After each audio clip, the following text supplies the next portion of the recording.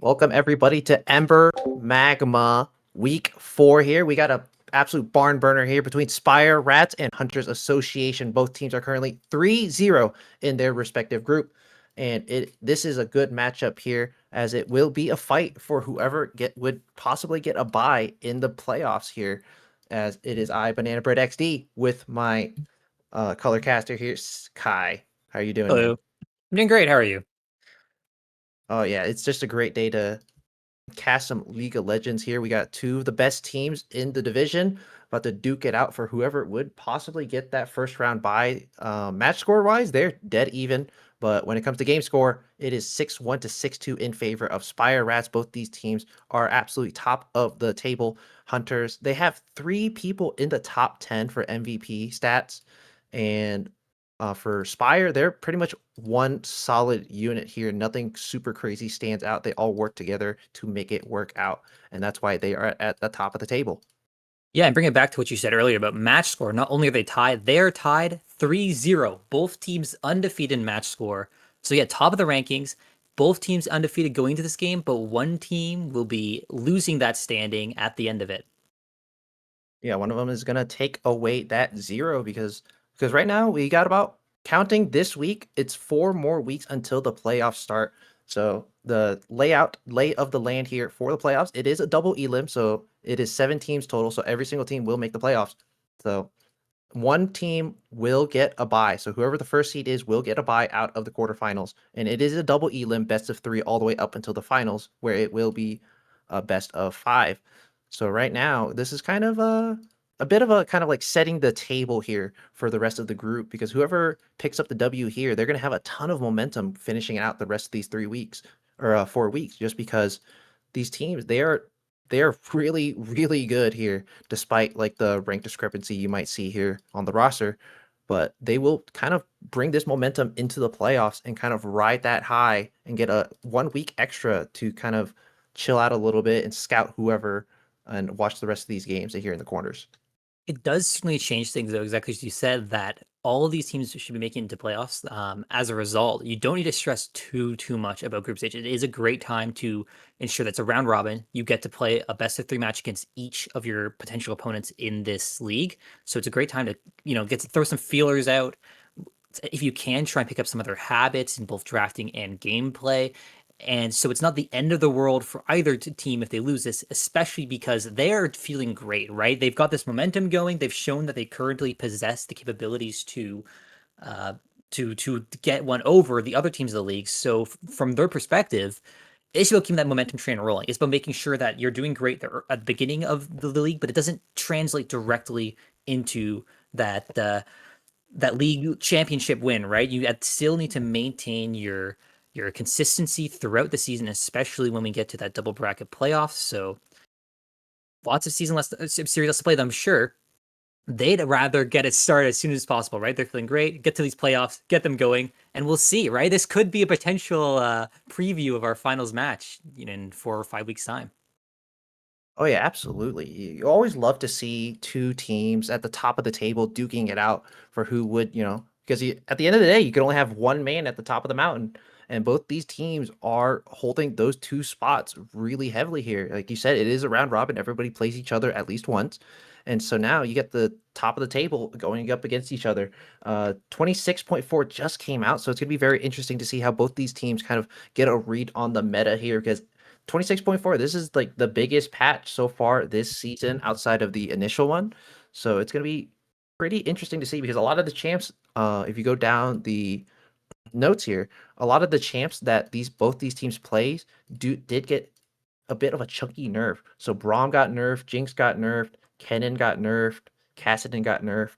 So we're gonna see if they can kind of take advantage, because reading the patch notes, a lot of it is like very heavily jungle focused, kind of turning some of these niche champions into junglers. So such as Darius, Fizz, maybe put Brand back in there.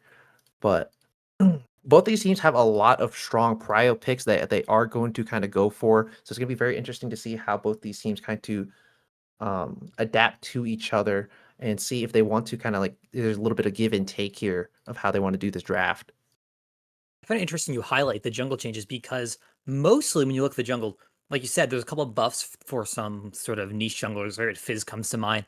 And as for nerfs for junglers that we see here in this league, I can't think of anyone that's really hit. Ambessa, maybe. She's not necessarily the most played jungler in this league. When you think of junglers for this league, we think of those early game bruisers, your Jarvins, your Xin your Wukongs, champions like that, and none of those were hits. So though there have been a lot of changes junglers in the patch, I'm actually my money's on it doesn't shake much up unless a team feels incredibly confident in bringing out one of these odd junglers, again, like the Fizz, for instance.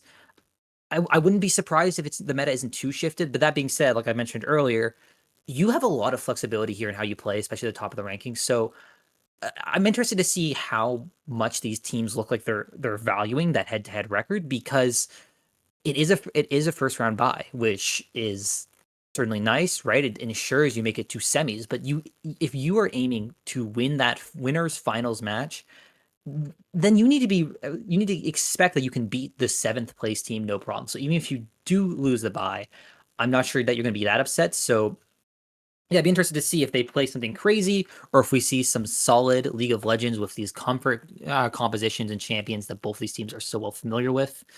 We are seeing, a meta which does certainly mirror some of the tier one, tier two regions. We're seeing a lot of those, again, early AD junglers. We're seeing the Orianna. We're seeing these classic uh, hyper carry bot laners and things like the Jinx or the Sivir. So that's almost where I'm more interested in seeing how that gets shifted up, perhaps. The Jinx is gone. Aphelios also got a nerf. So those are two of those key jungle picks. You mentioned the Braum as well is an incredibly important champion to be hit. Um, Insofar as non-champion related changes, there's a few, but none of them stand out too as too crazy of changes in my books. Like it's mostly right, like the changes to the summoner spells not interacting with like Omnivamp anymore, right? Yeah, it was like yeah, it was Smite with Lee Sin, but they did take off the spell vamp part, so he can't. Honestly, I didn't even know that. Yeah, I so really here's didn't. what it was. So they are trying to simplify the game, right? It's an incredibly complex game. So whenever they can try and reduce this redundancy, they like to. So they've been trying to move away from Spellvamp as they bring Omnivamp back into the game. But one of the sticking points of between Spellvamp and Omnivamp, and why Lee Sin has Spellvamp, is Spellvamp, I believe, only applies on your spells, right? But your champion spells, not summoner spells. But changing Lee Sin's what is it, Iron Will, and it was to give him our Omnivamp means he will now heal from smiting someone, which is a little bit absurd, especially you can imagine in those early skirmishes. You're playing against a Lee Sin, just hits the button, smites you with that first upgraded smite, and suddenly there's like a 200 health swing or something in these early fights. So, crucially, they did change it so that both Burn and Smite no longer interact with Omnivamp, and then they can simplify the game system by giving Lee Sin Omnivamp, since that was the main point of contention there. We do have a bit of notes that the client has crashed for one player, so we have a bit of delay moving into our draft, but we should be getting there soon. But hey, that just means more yapping for us. We get to Exactly. break down these matchups. So, because like looking at the matchup so far, I mean, the biggest point of contention for these teams is the top lane. Hunters Association, they're absolute beast in the top lane. Vision of Empire, he is currently number one in the MVP rankings at a 36.9. Next up is Cuddle Bear at 34.2. So that's about a little under or a little over a 2.5 point difference there to the next player. And Vision Empire is just an absolute carry here. Hunters Association, they got three people in the top 10 for MVP points. So this team is a absolute beast here, honestly. Looking at it like on paper, it's kind of a surprise that they lost one extra game compared to the Spire Rats. But Spire Rats, they're just one whole unit. I think they have one person. No, they don't have anybody in the top 10. But like this whole team, they just work so well together. So the biggest point of contention for these teams is going to be that top lane. Can Abriel kind of sustain that, just kind of be that rock? Because he mostly plays like pretty simple, basic things. So, stuff like the Scion, the Cassante, the Aatrox, the Orange, stuff like that. But Hunter Association, Vision Empire, he plays some really crazy stuff that you don't really see that often. You got the Sejuani top, Gangplank, Kennen, Swain, Gank or Yone. Like he plays some really crazy things. So it's kind of up to Abriel and January Snow to kind of quell that carry potential. Yeah, really ironically, with the name, the player to watch, like you mentioned, not only in this matchup, but just overall in the league right now, playing phenomenally. And yeah, that top lane champ pool, not only is it kind of out there, it's diverse, right? Like this is someone who's doing great, and it's going to be incredibly hard to just ban out with 2 or 3 bans thrown their way in that early draft phase. The only champions they've doubled up on so far this league have been this season are Urgot and their namesake champion of Swain. And yeah, when you look over at the other side of the Mobbies, like you're saying, Spire Rats is doing great. They're up on game count. They're dominating the league, and but they're dividing up the load in such a manner that none of their players are necessarily stick out overall when you look at the content stats. And what that tells me, just the way League of Legends works, right? You don't. I'm not expecting it to be a situation where every game they're all just 2K gold up on their opposition. Maybe, but what that tells me is they're able to take advantage of when one of their lanes gets ahead. They're able to pivot their game plan reactively, reflexively, in order to give them the tools, give them that jungle support, flexibility to push through that point of strength. So that could be something to look out for in this series. If you notice one of the lanes of Hunter or of Spirets, or perhaps even necessarily like the jungle lord themselves, I'd be interested to see if their game plan looks like it pivots completely from game to game as they adjust to the circumstances.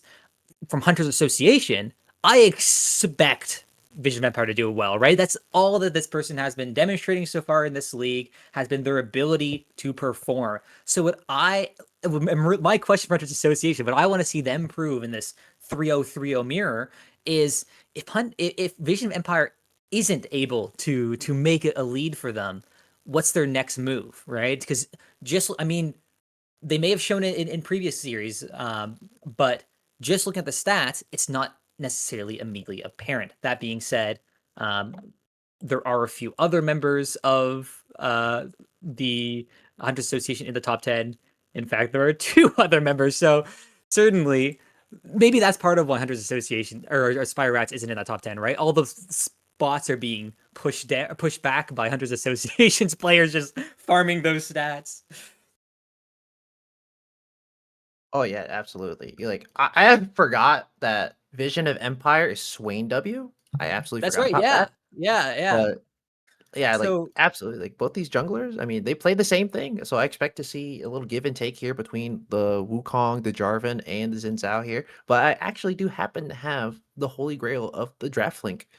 Draft did finish already. There was a slight little bug, so y'all won't be able to see it, but as a play-by-play, I'm gonna read it all out to you guys.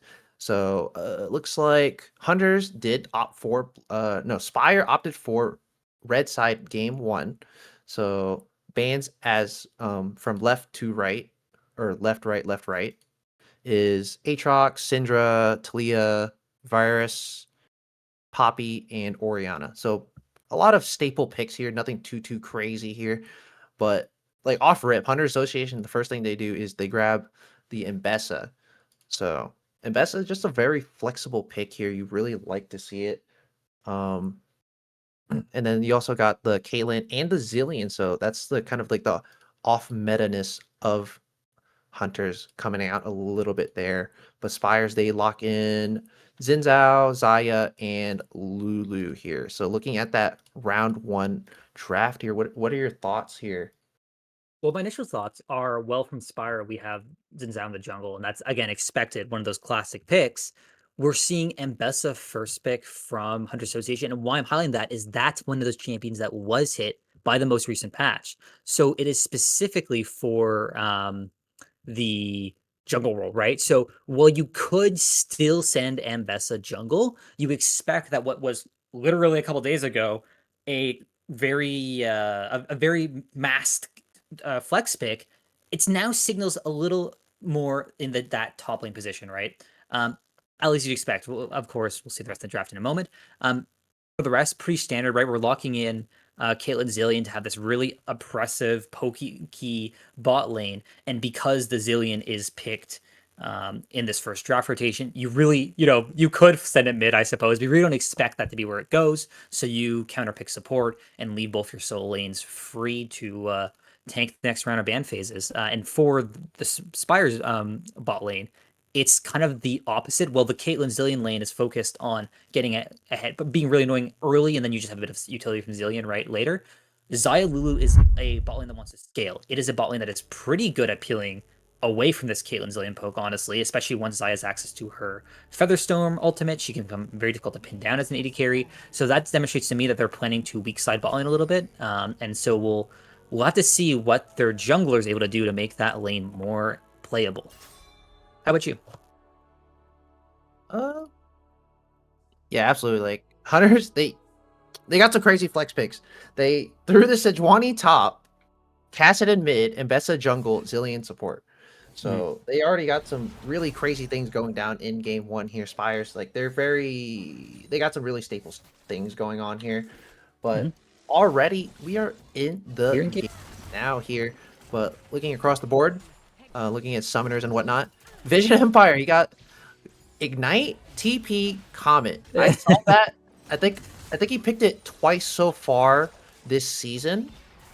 Let me I believe it's check just once my on notes. Sejuani anyways. Oh yeah, it was. Yeah, so it was only once, but hey, that's one too many, honestly. But already he's already pulling it out here against the Ornn here. Sejuani top used to be really popular just because the base damage on the W flail is so high, and if you get that chunk with the E stun, it is a lot of damage. So Sejuani's base damage is really crazy, especially when you also pair it up with the Comet and the Poke. So opting more for a bit of a lane dominance here. So that's kind of why his DPS numbers are a bit skewed here. As you can see, he's abusing that slight range advantage. But just going Yeah. down here, nothing too Well, crazy. before if Zion I can add go to for that, the other Conqueror. thing about Sejuani top lane is that it allows you to pick squish your champions in jungle support role, right? Because normally you have to dedicate at least one of those two slots to having an engaged tank. Sejuani is an engaged tank, so it allows you to play things like the Mbessa and the Zillion together, which otherwise would be a bit of a comp weakness. Oh yeah, absolutely. You always want to have like a good bit of balance in the rest of the team. You know, you want to have a little bit of a beefcake, you want a little bit of peel, you want a little bit of engage, stuff like that. So Vision or Hunter Association, they have a lot of really good pick potential here. So I kind of expect Miracle Whip to kind of pivot towards getting that Mikhail's relatively early. So because you don't want to have her kind of stuck in the mud there when that Zillion pops at 99% slow. But Yeah, and then the otherwise, I mean, Sejuani ult on top of that too, right? I'd also add so Mbessa is in the jungle front association, so we will see if uh, ever it looks like Mbessa is just a little bit late to something. Oh, there's a pause. oh, and we got But a look at pause. this. If you look at the mini map, perfect opportunity for it. We see that Zillion is already on the scuttle. They've been on it for a few seconds now before Mbessa got there. That might have been different before this patch, right? Sejuani or Mbessa's Q, I believe now does less damage to those camps, so it does slow down the clear long enough that January Snow is able to force the advantage, and I expect Hiroyuki will not get there fast enough for it to be a strong contest, but I guess we'll see as soon as pause is over. As far as like how we expect this game to progress, it is worth knowing that if this game goes super late, super even, you have both side laners for the side of Spirats who should be expected to get to that late game carry spot. Xayah through obviously being the carry, or through those additional stats he grants the team with his upgrade items and just being this ridiculous tank and team fights. From the side of Hunter Association, it's the Kassadin if it gets laid, right? That mid game champion, recently nerfed, but is still that level 16, just absolute maniac. We will see however, if Miracle Whip's Lulu is going to be able to throw a wrench in those gears, what with the polymorph effect being pretty obnoxious to deal with, honestly, when you're playing one of these kind of like battle mage assassin hybrid characters that Kassadin fits into. He's looking Pause. for Spire Rats. I mean, I really like Spire Rats comp. It's very simple. It's very basic. It's a really good front to back composition that can pivot towards, kind of looking for those pick engages, like those engages on a bit of a snap there with the Xin Zhao knockup and the Lulu not ult also on top of it. Yeah, well As you groomed. mentioned, Kassadin did get nerfed a good bit, so his scaling isn't as crazy as he used to be. But there's a reason why Kassadin is called Kassa Win. Once he hits level 16, gets the Roa and about 2 more items, he just becomes an absolute beast. But the Zaya pick and the Zaya Hmm. Lulu pick that's a lot of safety there in that bot lane. So it's going to be really hard to try to pick off this Zaya, especially once that Mikhail starts coming through, because now you're not really going to be able to lock her down all that well there with all the tools that are on Hunter's side. I absolutely agree. Yeah, really, just to me, Spire Rat's comp looks like the comp that you need to make a mistake on or you'll win, right? Hunters Association, however, does have those tools to force the mistake. The Sejuani ultimate, zillion's ability to just basically root you right into something like a public execution, into something like a Caitlyn trap. That can actually pick people up. But yeah, you just have all those tools. It really feels to me like unless Spire Rats makes a mistake, they're going to be able to keep the game in a somewhat neutral position where they should be in an advantageous position at around that 30-minute mark. We will, however, see. It is noting that our timer looks like it has been. Oh, there we go. It just reset. It looked like it had been progressing, so we were almost at the 30-minute mark already. Man, it's been a lot of stream for not much of the week so far. Yeah, still no real news about why the pause happened. It could be It's gonna be very interesting to hear what is going on here. It looks like all the teams are currently still in their Discord, so it doesn't seem to be quite a DC issue. But there we Oh, go. we're We back. are finally unpaused here. We are 3 minutes into game one now. But top lane's gonna be a bit of a fist fight there. Abriel Yeah, has no more mana, as once again we have some spectator shenanigans here. yeah. We're But as you 30 said, minutes like, into this 3-minute game. oh yeah, absolutely. It's not quite production if you don't have some production issues within the first couple minutes. But already, I mean, top lane getting into a bit of a fist fight. Abriel Mhm. probably going to have to reset here Yeah, no mana, because right? he is in a bit of a kill range there with the ignite. As bot lane, Hiroyuki, he's going to get polymorph, going to Ooh, have force flash over the wall there. You're going to hit the wind becomes lightning, but he's not going to go for that one.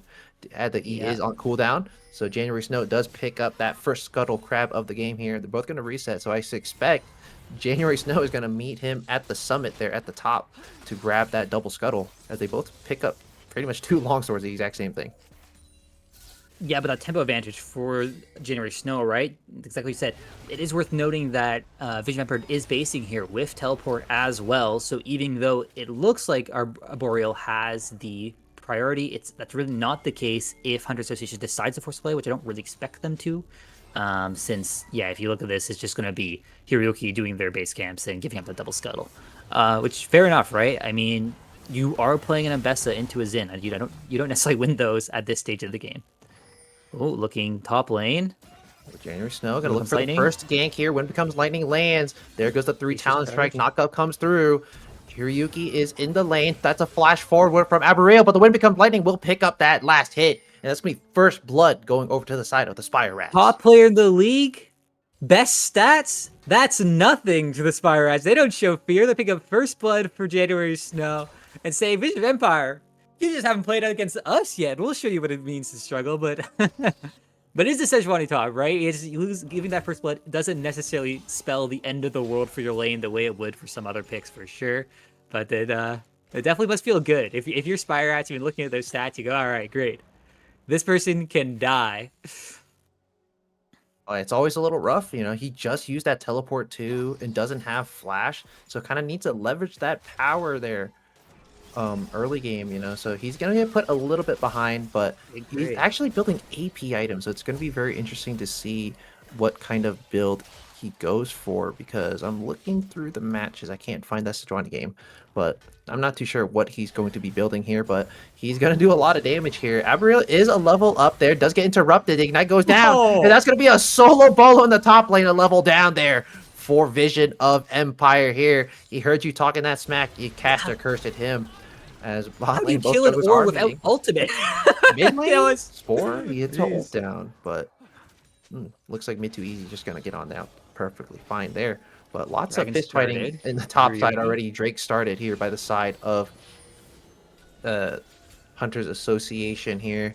As Drake getting down to about 1700 HP, double bomb, good double bomb there to stall him, but Hiroyuki's getting real low there. 3 talent strike goes down, and that's a smite coming down onto the Drake here. But Hiroyuki does not have flash. Flash forward by Miracle Whip to get that slow. Who's gonna pick up that kill? And Spore will get donated that one. No flash. Remember, it was in that very dragon pit that they lost their flash on early engage. So far, the first dragon does go to 100 Association, but a bit of a curse for Hiroyuki, I suppose.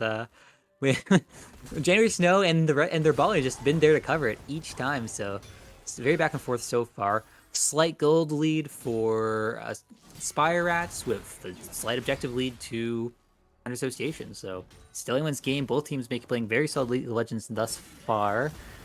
We do see still relatively even farm, but I will highlight, it's interesting to me that mid to easy is actually up about 10 farm on the casting its way, which perhaps a little bit due to Spore's rotation down to match Hiroyuki, but that can't have been responsible for all of it. So managing to get a bit of an XP lead on that scaling champion, on the melee champion, right? So that might be a point of concern if you're Spire Rats. I always think like the biggest thing with like a lot, like when you're in like a kind of like an abusive matchup like Spore versus mid to easy right now, it's kind of like you kind of over index into just poking too much, and then you kind of forget about CS because like mid to easy, he knows he can't really do too much, so he's just like, you know what, I'm just gonna only focus on farming. So he's accrued himself a pretty good lead here of 9 CS in the mid lane there. It's a very slight gold lead for Spire Rats. But I mean, getting the Drake, I'd say it's pretty worth it against a comp that wants this, against a comp that's scaling. It's pretty worth it. But bot lane is gonna be a nice pull back with the feathers there. Zorano's gonna miss all the cooldowns there, but Zorano, he does have the Zillion ult on top of him. But there goes the flash forward, but just a little millisecond too late there. The feathers do not get pulled back in time. Zorano's, he's gonna keep on autoing there. We're gonna get polymorph. Here comes Hiroyuki. He does have the flash, does have the ultimate. Can he hit it? OJ Simpson does not have the flash or the ultimate anymore, but it looks like he's just gonna wait in that bot lane pixel bush here. Miracle Whip is coming through, does not have the flash or the ultimate, but Hiroyuki is just gonna back on up there.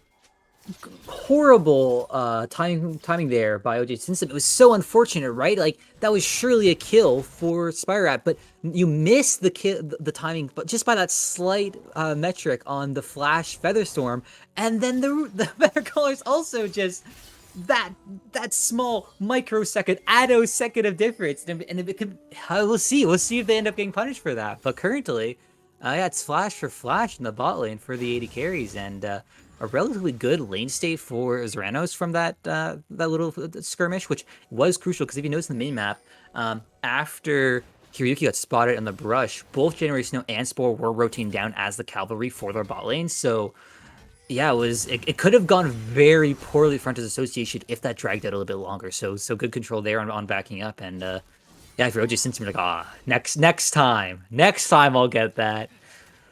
Currently, Grubs getting started up by Spire. That should be an easy Grubs taking advantage of the fact that they have the tempo advantage from Miracle Whips there to take that.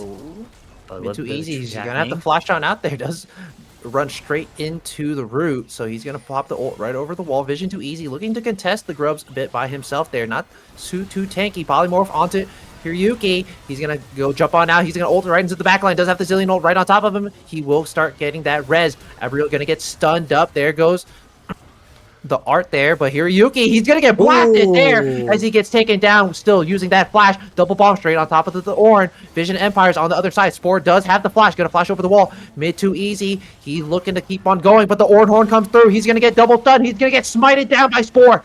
As Abriel, he's gonna keep on chasing January Snow. He's gonna keep on pushing, and that's going to be 2-0 and Grubs for the side of the Spire. Crazy damage there from Spore. The Spiraling Despair just doing so much. Hiroyuki flashing away, and it's just too little too late. Going down twice in that fight, what with the Chrono Shift from Zillion, giving them that second opportunity to life. Yeah, gold difference starting to build up. About 1.5k gold lead for the side of Spire Rats. It's a bit dangerous, right? Like you mentioned, the fact that the Ornn, the Xayah aren't champions that get any easier to deal with as the game goes on. So, as we see, however, mid to easy still managing to get some things done so far this game. So it could be that win condition for Hunter Association, but is now leveled down on Spore, which is not what you want to see when you are a champion that so crucially depends upon that third point in your ultimate. The second threat in the game started, meanwhile, for Spire Rats, and this time it should be a no contest. They tried, it didn't go their way. They're just going to get this next one. So now Spire Rat, they are going to even up that Drake score here. They're up about a little under 1.5k gold here. Zillion looked to do some Zillion shenanigans here, but he's just gonna back on up there. No, you can't do nothing. But already, I mean, you got a lot of first items coming out here for the side of the Spire Rat. Their entire top side has their first full item completed. Abriel has that Koenig Rooker, and now Vision Empires, that damage is starting to fall off a little bit here. A little surprised that Hiroyuki is going for that lethality build, but we'll see if he can kind of get that pop onto somebody here. As right now, 3 grubs did go over to the side of the Spire Rats, so they're going to kind of take a little bit of advantage with that split push, but I really don't expect them to make too much use of it.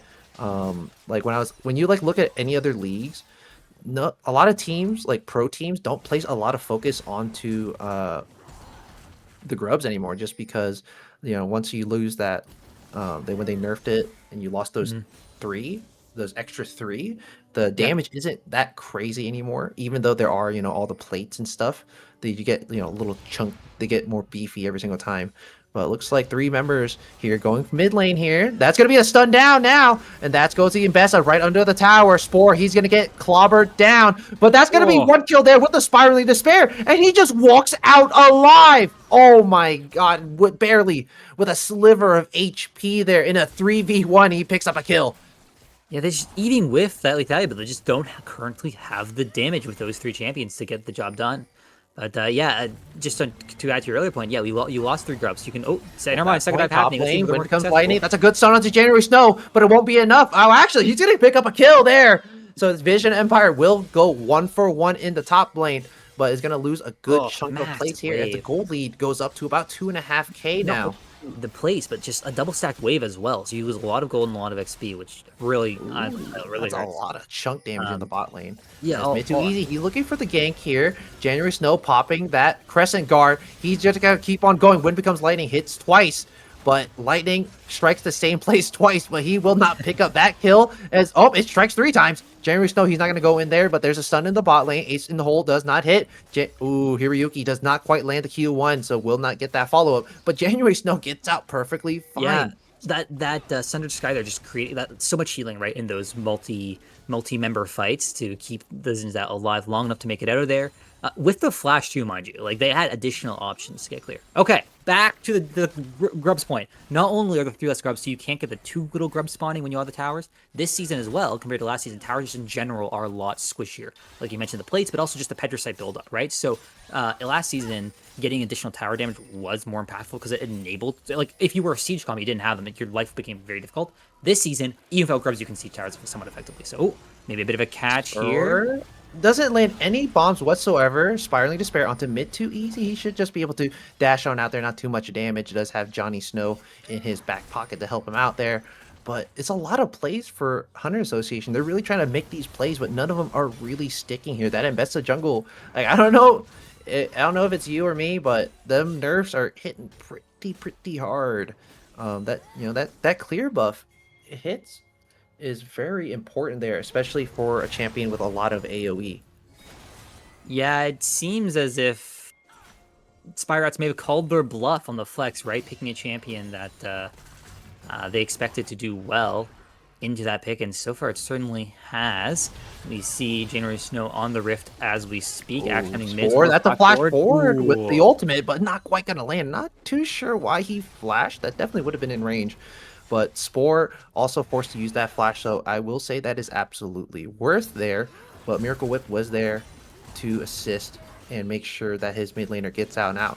But Herald already started here by the Spire Rats. They have that prio here. OJ Simpson in the bot lane by his lonesome. Gonna have to be a little careful. He's gonna get chunked up, but not quite landing his 50 caliber net. But that's gonna be, doesn't quite get that with the barrier. But there goes the Feather Storm, and he should get on out there mid too easy. He's gonna pick up that. Miracle Whips, not on the same page there, not flashing to help his ADC. But here comes Aberil. He did teleport for this play here, but nothing's really going to come of it. Drake coming up in about 30 seconds here. First blood tower in the mid lane going over to Spore. He is up so much gold. 400 gold shut down there as the Spiraling Despair goes down. Wind becomes lightning hits. Spiraling Despair is going to keep on slowing him down, but the Crescent Guard goes through. Wind becomes lightning. Will pick up that one once again here as Johnny Snow always in the right place at the right time. Miracle Whip coming in to back him up in the mid lane as the Drake is just about to spawn there. Now you have your Xayah coming up the mid lane to help assist with that.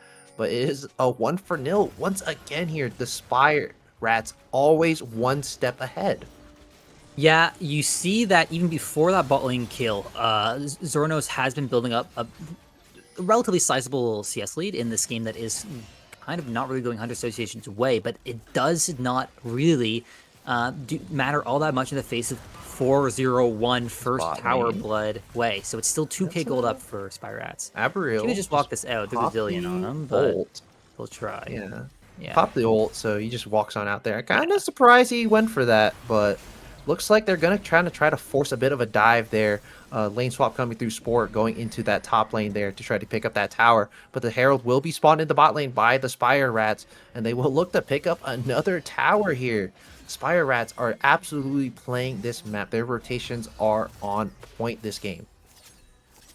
If you're Simpson here, you're feeling great. Your mid laner took out tower and then rotates. Man, if only we could all have these teammates in solo queue, right? Yeah, dude. But like he has an Essence Reaper, so like he's just chilling. Like no mana problems. You're not too slow on the attack speed. But top lane they're going onto the dive onto Spore. The ult not quite landing from Vision Empire, but that's gonna be a big shutdown going over to mid 2 easy there. So if we check the gold, what was that? That was like a 700 gold shutdown. So that is really big there. So now mid 2 easy, he's actually ahead in gold now slightly. Wow. Over Spore, just a very, very little. Went for that Malignance, which is kind of surprising, honestly. I kind of expected a rod. Oh no, he already has a rod. Never mind. Yeah, it's the order is like really weird looking at this, but yeah, mid 2 easy picking up a really big shutdown here. Hunter Association punishing Spire's Rats tempo there, right? The January Snow and the bot lane were just about to make it there, but the dive was able to be pulled off and executed properly before the cavalry arrives. So down goes Spore and down goes, like you mentioned, a massive shutdown. Bit of a breath of fresh air for Hunters Association. As more action is mid lane, mid 2 easy will continue to get scarier, and so will Zornos. Oh, but that's a bit of a mistake there by mid 2 easy. He decides to dash forward there. When it becomes lightning comes down, and that's going to be a big knockup, and that's going to be mid 2 easy going down once again here. So Gold Swing is going to go back to about 2k here for both these teams. 2k, but 2 dragons, a grub rift. There's a few other things going too, right? But there is more. I guess there's more standing goal on the map for Hunter Association. You want to look on the bright side of things. They're rotating up to try and see if they do a repeat play on Spore. They should know the flash is not yet back up. The ult's going to land there. Vision of Empire is going to get ult, but the fadeaway bomb as Zillion walks on out of there as he will pick up that kill there. Spore kind of getting a little too overconfident there, walking a little too far away from the protection of his tower, just indexing for straight damage. So no real utility or defense there. So going to have to be a little bit careful. They're kind of hemorrhaging a little bit of gold in that side lane. I do wonder why they're matching Spore up against Vision Empire currently, because I feel like Vision Empire is the only member on Hunter Association's team that Spore cannot reliably kill in a side lane. And I almost feel like you'd rather have a Boreal there and to kind of neutralize, right? And make sure they both just skill evenly and give Spore a little bit of an easier time in lane. But Baron is spawning. We have a bit of vision control top lane as a result, but I don't expect either team to start up this objective anytime soon. Members or Miracle Whip resetting, I imagine, to pick up more wards. That's the classic support base there. Yeah, big get more wards, running back in. You drop all your wards for the objective and then get back on the map. Now Spore is matched up against mid 2 easy, which I do expect is more comfortable there. To make it parity hero, you coming up though. There, that's going to be a gank into the top lane. There goes the Ember, going to lock down the Ornn. Ornn going to pop the Ram, and he's not going to get that down. Good stuff by Vision Empire, but January Snow is here. When it becomes lightning, does land. The Glacial Prison landing onto the Xin Zhao to stop that damage, but Aberilla, he keeps on living. They cannot kill him. He's so tanky as he almost takes the Hiroyuki. That's another big shutdown going over to the Kassadin at the top lane. fight will slow down there. Miracle Whip going to land that glitter lance onto the Zillion, slowing him down a little bit. OJ Simpson not quite landing that root, but that goes to Piltover Peacemaker. Lots of damage going down. The exhaust from the Zillion also going down to keep his ADC alive. So lots of fist fighting again on the map. So a bit of a 500 gold swing going in favor of the Spire Rats here, as it did go 1-for-1 in that top lane. Like look at what, like look at this Sejuani build. Like I don't even know what's going on with this. Crazy. So like 30 seconds up for the next dragon, so I do expect to see both teams resetting and getting position for this dragon. Spire Rats are a bit fast on the draw, so we should expect to see January Snow Miracle is clearing out a bit of vision here. Well, we noticed that on the other side of the map, PP Crescent was resetting to get their own wards, and they're going to move up as a team here. This could be a big one, right? This is soul point for Spire Rats, but also Baron is up. So if you get a decisive team fight, you might be able to get a double objective swing, which could be enough to catapult Hunter Association back into the game. So this could be a pretty crucial fight for the outcome of this game. It is just getting started up. It looks like it's going to be a give, actually. So that tells you the Hunter Association doesn't believe they're currently strong enough to win the 5v5, and so instead they're just going to choose to cross map and farm elsewhere, because on the flip side, if they lost this fight decisively, it would also be enough to give Spire Rats the Baron, right? Which would be kind of pretty much that last nail in the coffin. This surprised me a little bit, if only because I don't necessarily think Hunter Association does actually outscale, so you'd almost want them to take their opportunity while they can, but this tells me they expect to get enough gold topside to make it worthwhile. And as you can see by the gold swing, it is pretty much almost dead even between both these teams. Teleport in to the mid lane tier 2 by Spore here. They're looking to look for a bit of a fight here, but as you said, like, you're absolutely right. They gave the Drake. Instead, they opted to pick up all that standing gold on the map here. So the gold swing is very significant. Lots of extra gold into the pocket of this Mbessa and Cassidon here as they play the side lane, because they for Hunters Association, they play the side. They have a lot stronger side lanes, because now at this point, Spore can't really be alone to the side. He kind of gets dumpstered anytime he's alone. So you're gonna have to be really careful there. And the same thing with the Sejuani. I mean, she's pumping damage, but it's really hard to kill her. She's pretty tanky and she's pretty mobile, so it's gonna be a little bit hard if you want to try to look for that pick onto the Sejuani. But right now, I mean, just both ADCs, they're literally farming. Like, they're not really doing much. Speaking of which, what do you think that Kindle Gem is going to become in Sejuani's inventory? Sejuani, who knows, Gem, right? Bro. Honestly, I didn't expect the Rylai's at all. So I really, honestly, at this point, I really don't know. Vision Empire is I don't know. something. Honestly, actually, Zeke's is a very common item now. So honestly, I really expect that to be a Zeke's. I guess we'll see. We'll all learn together. Miracle Whip got that Mikhail's. Miracle Whip got the Mikhail's. So we're gonna see how fast those be, because I forgot which game it was in the LCK. It was like I think it was Nungshim, and I forgot who Nungshim's support is, but he hit his Mikhail's like right. It was I forgot his name, but he hit the Mikhail's right at the moment the CC hits. Like, you just love to see that whenever you have a support just always watching you. The gold lead, dead even, like 200 gold. It's crazy. It's 2 towers at 2 towers. But I mean, like, looking at it like at face value, I mean, it looks like they're dead even. But I mean, Spires, they have 3 Drakes, they have 3 Grubs, they had the Herald. So they have, the gold lead is not quite as close as it would seem here. So Zaya recalled and just purchased a BS sword. So currently at that 2 spike, but no Infinity Edge. So that's clearly going to be the next third item. That's going to be a huge spike for them, right? They already have 2% crit. They're going to get 75% crit and be able to start outputting serious damage. So I expect from Spire Rats, they're really going to be prioritizing getting that crucial item on Simpsons in preparation for the next team fight. So a big trade happening here. A bit of a fight. Spore gonna get jumped on. Oh my god, half his HP gone! As flashing away, their heal comes out for Miracle Whip, as he is gonna have to get on out of dodge. Oh my god, that was a lot of damage. Serranos he's running 65% crit chance right now. So anytime those crits hit, it's gonna suck. Because Zillion, you pop the speed, you pop a headshot. Oof. That's it. Yeah, that's their dial bar gone. You see here, Simpson just doesn't have the damage output to match, right? So once they pick up that third item, that's likely going to be a bit of a shift in dynamic there. But you're actually right there, that Serranos, Zillion, such a ridiculous combo, just locking you down and making sure you can never escape Caitlyn's lengthy auto attack range. So Baron is still up. Dragon in a minute 30 is likely going to be the target. That is quite a setback for the side of Spire, Oh, mostly just in that costs Simpson time to farm in order to get to that third item. Elsewhere, we do see that the upgrade items from Ornn are starting to creep on, so that's going to start to have an effect as well. But third item completed for Zorano, so additional damage at that range at this point. oh yeah, the Hex Optics did get buffed this Mm-hmm. patch. I think the buff was they lowered the range, and I think they buffed the damage amp by like 3%. So So from they 5% to 8%. Yeah, just to clarify, they didn't. Fight breaking out. Never January mind. No Snow, good he's gonna loot. get Crescent Guard going through Glacial Prison, not quite gonna land there. He's gonna have to flash on out onto the other side of the Blast Cone here. Teleport coming in from the Ornn. So it looks like Hunters Association tried to look for that pick, but Oh, didn't the quite Forge God. pan out. Abriel is gonna get the bomb on top of him, but the damage won't come through. So that is going to be a big tempo swing here for the side of the Spire Rats, as they are looking. They got full prio on this Drake here, and this will be their soul. Mid to easy pushing out that top lane, does have that teleport.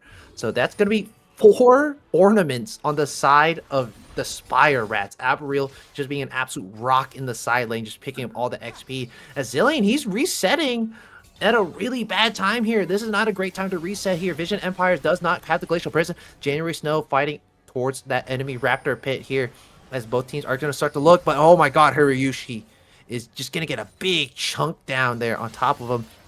I really don't think he's going to get this steal, honestly. And it looks like Hunter Association, they believe the exact same thing. They're going to look to keep pushing mid lane here, try to get some money elsewhere. But the Mountain Soul going over to the Spire Rats, as a tier 2 mid will fall down for the Hunter Association. Abriel going in by himself there. Does pop the ultimate. Let's see. That's going to be a 2-man knockup going down there. But he's all by himself. Oh, it's Hiroyuki. He's going way too deep. That's a flash by OJ Simpson, looking for that chase, but the Spire leader Spare right on top of the Zillion. He will get that chrono break there. Glacial Prison on top of the Ornn, just to stall the game out just a little bit longer here. But now the Gold Swing is going in favor of Hunters Association. But the fight is still going on here as they keep pushing into that mid lane. They don't really have any more engage tools here, as Hiroyuki is behind, looking for a bit of a flank. Does have that red buff to heal him up a little bit, but it's going to be a 1-for-0 here. Support trade, or a support kill for the side of Spire Rats, as Abriel, he's trying to stall as much as he can, but he does not have, oh, he has a randomins. So he's still getting chunked like crazy here. No real pen for the side of Hunters Association. They're doing this Baron pretty damn slow. So it's going to be a bit of a rough time. That's going to be a knockup onto the enemy jungler. He will get rooted. He will get CC'd. And he is going to get taken down. No, he's living with a sliver of HP. As the Orb will be the first person to take it down. As the Baron goes over to the side of the Spire Rats. That's going to be a kill going over to the captain. And Zaya will get taken down there. When because lightning lands onto 2. Spar is going out there to get a heal from the Mikhails. Vision Empire is still pushing forward. Does not have the flash, but is going to try to land that stun. 8th in the hole right on top of January Snow. As the wind becomes lightning lands onto 2. And that's going to be a big shutdown going over mid to easy flash over the wall, but he's not looking for it. He doesn't have any more mana for the ultimate again. As that's going to be a 3-for-0 but at for the side of Hunter Association. 3 members down. Gold swinging means that now Hunter Association is 2k gold up. Now you can't expect them to be somewhat evened out by the fact that, one, there's a Mountain Soul now, and that's incredibly effective when you against a relatively low damage comp. That's main damage sources are Caitlyn, Lethalia, Bessa, and Cassidon. But 2, those Ornn items as well are going to give a lot of hidden gold value worth of stats to the side of Spire Rats. So while they're behind in gold, I think if you're in the side Hunter Association, you're still sweating a little bit. You do just now have Cassidon level 16, which is great. That's going to be incredibly potent. But is it going to be enough to get through that Mountain Soul? Yeah. Are you going to have Mbessa build Serpent's Fang? Probably, right? At this point? I mean, honestly, at this point, I mean, she's 0, 3, and 2. You might as well. It's going to be utility Mbessa at this point. But, I mean, they still have 2 Barons on the Lulu and the Hui here. As that's a good chunk coming out onto Vision Empire here. They're going to siege that mid lane tower there. The cannon wave coming through as Hunter Association. They're going to have to kind of give it up. They don't have, I just realized this team has no wave clear like, at all. So it's going to be a little rough there. Cassidon still splitting. Does not have that teleport. So looking to play that side lane a little bit. Take advantage of the power he holds. and looking to get an inhibitor Ascen's in tower. their So it's face, going to be though. a bit of a trade. And it looks like it might be an inhibitor tower trade here as the Glacial There you Prison go. lands onto the Xin Zhao, only knock up onto Zeranos there. Shirelli is going to get popped. So they're going to have to give up this inhibitor tower there as mid to easy. He's going to pop that reset here. The Spire Rats, they are not slowing down. As I say, spoke a little too soon here. They're going to start backing on up now. But no inhibitor taken by mid to easy. So he will they will have a good pushing wave into that top side if they want to look for that more. But now they're posturing towards that bot lane tier 2 here. OJ Simpson pushing in that wave. Aberil is a real tanky boy. That Canic Rooker doing absolutely everything it can there.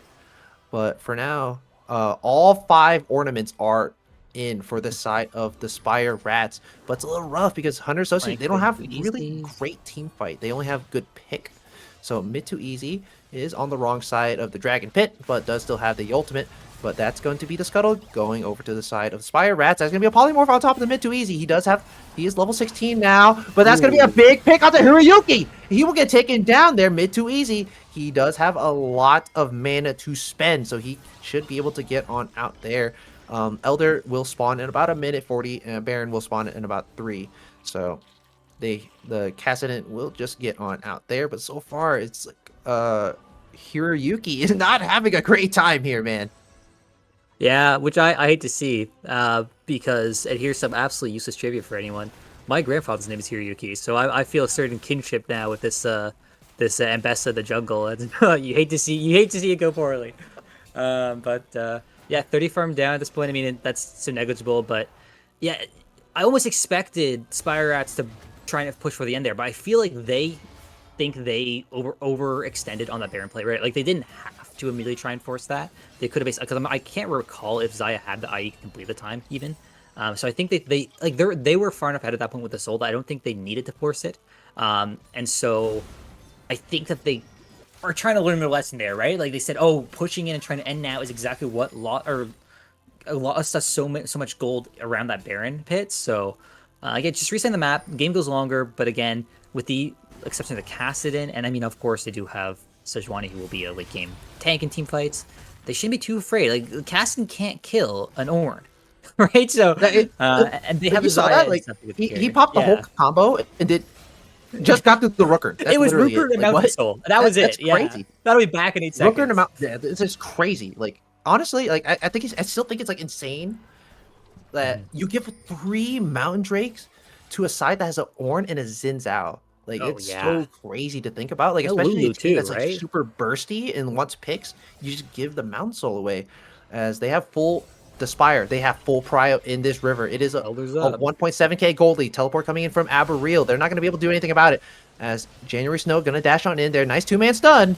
Vision Empire looking to get a little bit of poke down. There comes the Ornhorn here. But a good Glacial Prison will stop that in its tracks. Mid to easy. Has a flank. He will get spotted out on the wards. They're going to have to be a little bit careful here. Spore will spot that out. Wow, that was just 1 E. That's a lot of damage on the mid to easy. He's about a third. Lost a third of its HP there. Aberil zoning out the jungler here. Do not want a steal. January Snow does have that GA. Mid to easy going in. Gonna get Polymorph. Looking for Miracle Wave. And he will just absolutely bop him in the back line. Chrono Break right on top of the Sejuani as the feathers will get pulled back. The Elder Drake is helping out Hunters Association as slowly the Spire Rats are getting knocked down 1 by 1. It is a 1 for 3 as the GA comes through. Wind Becomes Lightning comes out and nothing will happen of it. Vision Empires, he's going to keep on dashing out. He's going to keep on running. He's going to pop the teleport right in the bush. Ace in the hole come through. Aberil will get taken down very, very, very slowly as... Oh my god, it's so painful to watch the gold lead. But Vision Empire, he said, screw this. I'm going straight for the base. He's going to keep hitting these. He's going to knock down the Nexus Towers. Miracle Whip coming up in about 3 seconds here. Should be able to stall this out, but Hiroyuki, the rest of the team is coming through. And that's going to be game 1 in the bag here for Hunters Association. As Miracle Whip will pick up that last minute kill there. What looked like such a strong game for the side of Spire Rats, right? Like they felt like they had such a commanding presence in the game throughout. This is exactly Hunters Association's composition is able to win these games, right? The game did go long enough that it comes down to that one strong team fight and you were able to close the game out. And that's what happened. They were able to just outperform in the 5v5 and And honestly, it's not what you'd expect, right? Spire is that team that you expect to be kind of every team member doing what they need to do in these team fights. You expect Hunters Association to be the top lane show. In this game, Hunters Association out from the team fight. You know, a big kudos to the cast and able to do what they need to get done there. And yes, just a little bit of perhaps overextension on the Baron fight of Spire, or perhaps a bit of overcaution on the base. And that's game one flipped on its head. Look at that gold graph, right? Like they were able to bring it back throughout the game, but a lot of it was balanced out by the soul and the Ornn items. But then that massive spike at the end shows that clearly the momentum was shifting from Association's side. Yeah, that last team fight, like Spire Rats, it kind of like for lack of better terms, they scattered like rats. Like Is they didn't really is know what to do in that team fight because you spot the Cassidon and he just runs rampant on your entire backline. is Sejuani a better tank than Ornn? Does Sejuani outskill Ornn? Like That was look at the crazy. build. Like I don't know the build, dude. Like what is this? I've Uh, never seen that build in my life before. But like that glacial prison to stop the Ornn yeah. ultimate, that last Ornn ultimate was so clutch. Like on What is like the looking build? at that game, like I honestly don't know who I would give like player of the match or player of the game to. Like it was just like such a good effort. But honestly, I would Yeah. have to give it to mid to easy. Like he really carried that team fight there. That last that pick onto the Lulu was so big right at the end, just completely popped her. Yeah, I will also note for me, it's something one of the silent players in this game with PB Crescent's Zillion. Like, I felt like every Chrono Shift was getting huge value in these team fights, right? Like, every person that was targeted with that ultimate, Spirates did have to kill and got that second health bar, right? Even in fights where Hunter Association was losing, they were still getting that sixth man from the you know the Guardian Angel at home that is in Zillion's kit. So, incredible value there. And oh wow, back Yeah, to that back game one, huh? What is that what is that start was to a a series? crazy game, honestly. I did not expect it to go that way. But as the great thing is about League of Legends, there are many unexpected things. So we are going to be taking a short little break here. Let these teams regroup as we will go into game two between the Spire Rats and Hunters Association. We'll be right back.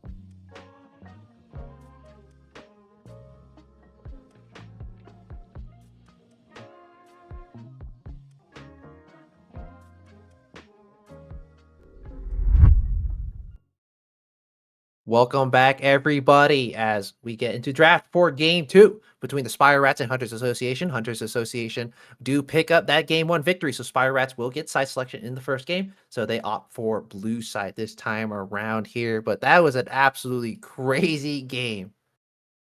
Yeah, it really was super back and forth. And wow, the power of casting level 16. Turns out doesn't matter if you have an Ornn and you got a Zio 4 items or whatever. You got to deal with a Cassin. It's game over. So luckily, Fearless Drafts will be seeing 10 all new champions going to game 2.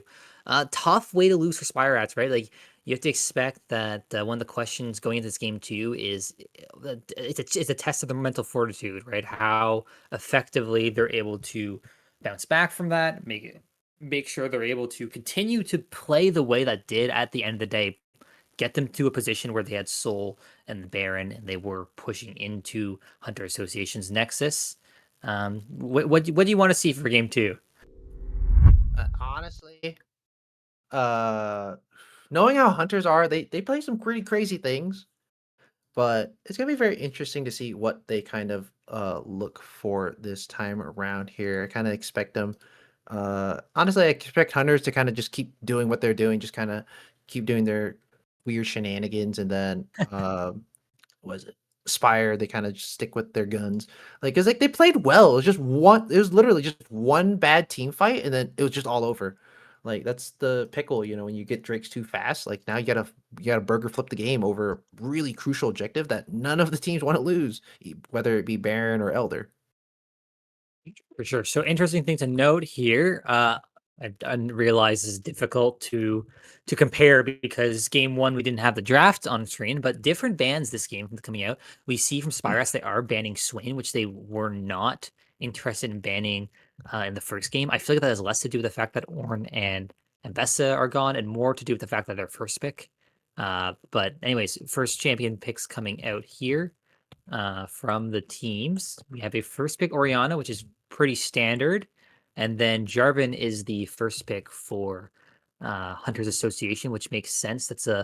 Jarvan is a classic ball delivery system, especially now that Zhao is gone. So taking that away from Spire forces them onto, well, the third of the classic ball delivery systems, right? In these bruisers to the Wukong. So classic jungle picks here. Now, all 3 of the top 3 jungle or most played jungle champions in this league have now been used up in this series.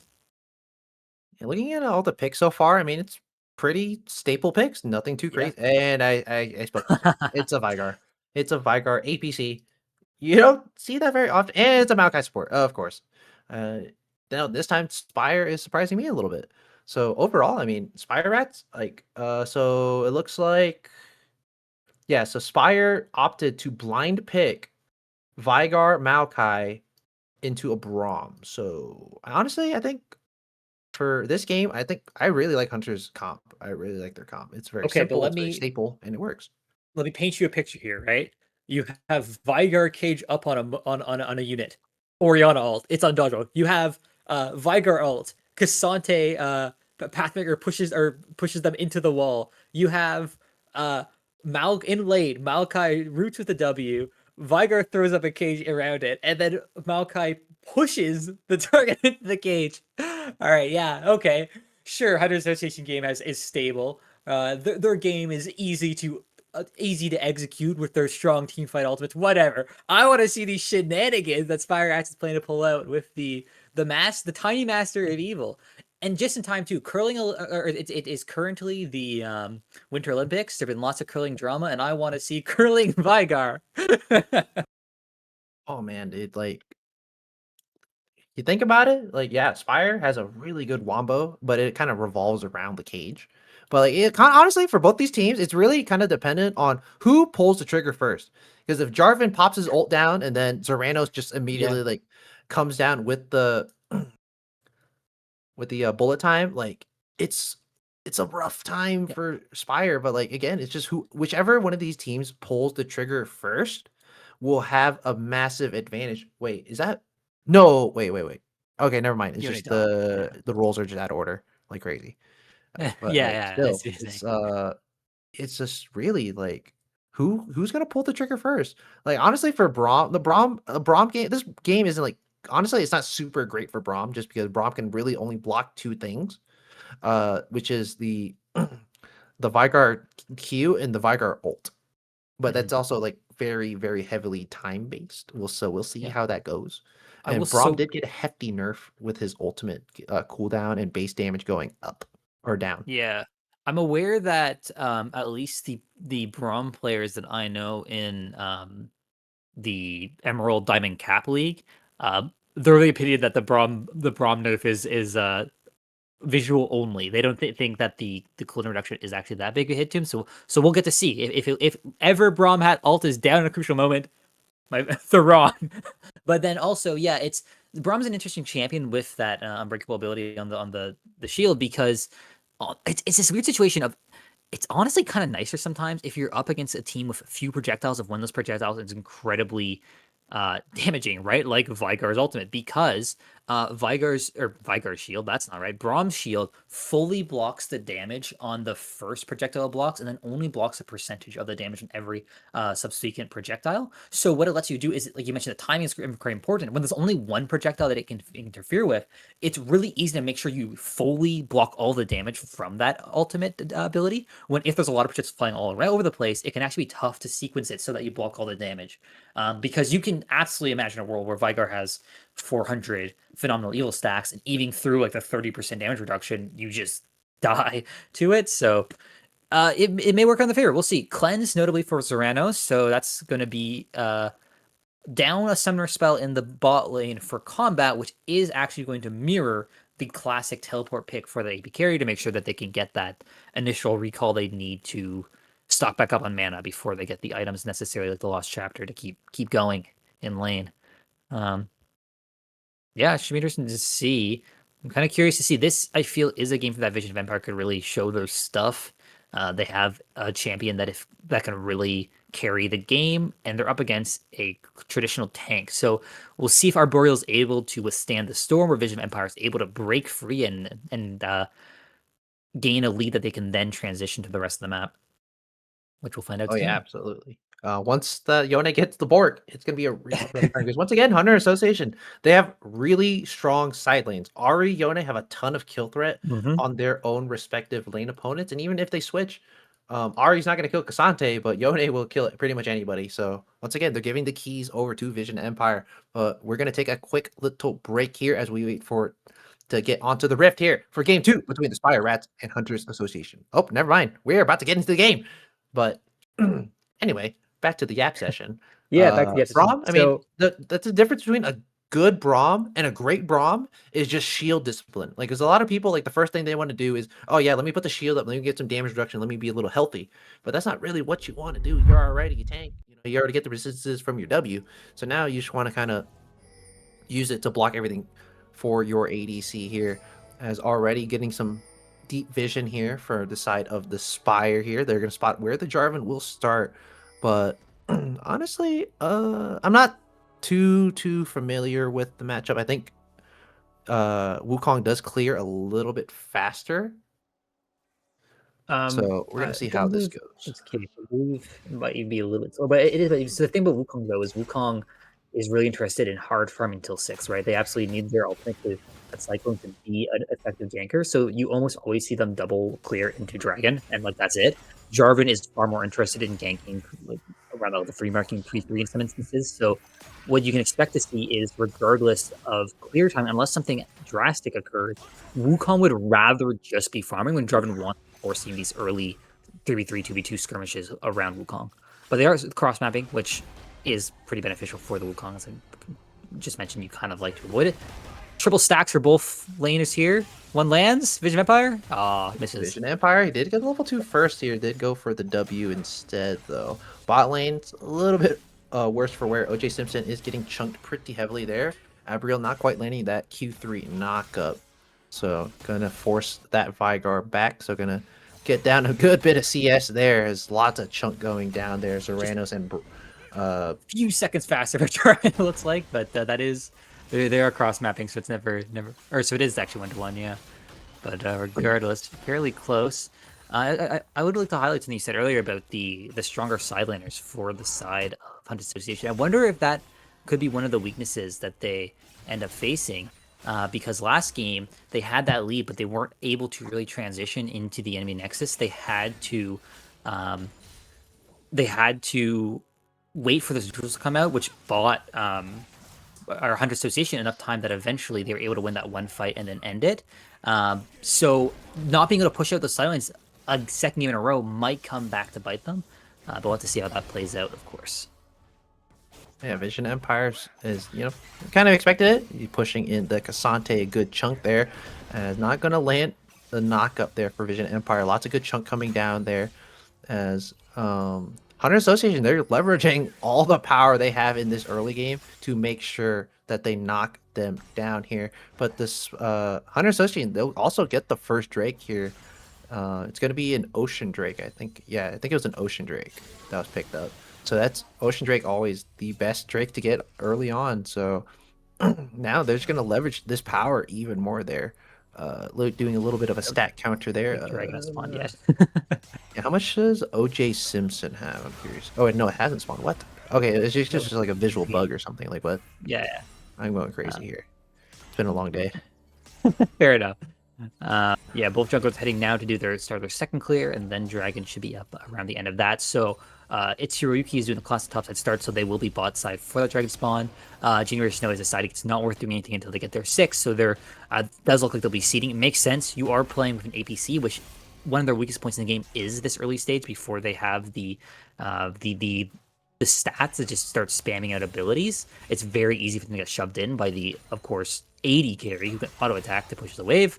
So, Spire speaking with the call, just saying we're not going to have the priority. That's theirs. Ari also as well tends to be a little bit stronger of a skirmisher than Orion in that 2v2 anyways.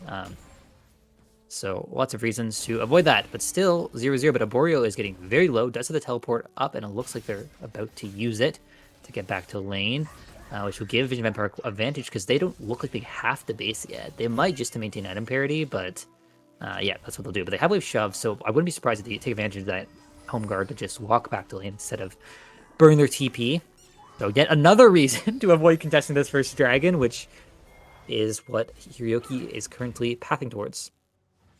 Yeah, already went straight for the Berserker Greaves here. Always want a little bit of extra attack speed on that Yone early. So once he starts building that Borg, it's going to be a rough time for that Cassante here. Already first resets coming out for both teams there. Jarvan just going straight onto the Drake now. Not quite sure what kind of Drake it is. The visual bugs are very, very plentiful here, per usual. But it looks like Hunter Association, they're going to get first dibs, and it's going to be a Mountain Drake is the first thing being up. So they're just going to take that right off spawn there. But for now, it's a very slight goal lead in favor of Hunter's Association there, using these early game champions to kind of pull up this lead here. But OJ Simpson, I mean, he was down like what? He was like 20 CS, I think, like level like 1 to 2, and now he's pretty much back up there in the gold department. So not a bad start here for OJ Simpson here, just kind of looking to scale as the rest of the Spire looks to do also. Serrated Dirk in Zernos' inventory suggests it's going to be a lethality MF build, which makes sense. You're up against a Vicar. You're going to look for that one-shot potential. But we'll see. Imagine they will be leaving it up to Vision of Empire on the Yone with that Bork, as you mentioned, to be the tank shredder for the Cassante and to a lesser extent Maokai, because I don't necessarily expect the rest of Hunter Association's composition to be particularly well suited at dealing with that threat, at least until they enter that all-out form. But I was wrong last game, so really, like, who knows what Hunter Association damage output is going to look like in the mid to late stages of this game. Probably expect it to be a collector. Oh, Shockwave in the mid lane. Mid too easy. Might have to use that ultimate. Good charm there to stop that going on, but there's going to be the ultimate by mid too easy in the mid lane, so no sums really used there. But it's a really slow game. This game slowed down really hard here. Mid too easy looking to get that. That's a really good charm. Going to get hit with a tower shot. But no sums used still in the mid lane there, but both of them are playing on a nice edge here as Hiroyuki is going to get spotted on a ward here. Ping's coming through, so not going to be able to get that gank off in the mid lane here. But like compared to last game, this game's going by like really, really slow here. We still haven't gotten a kill in about 7 minutes.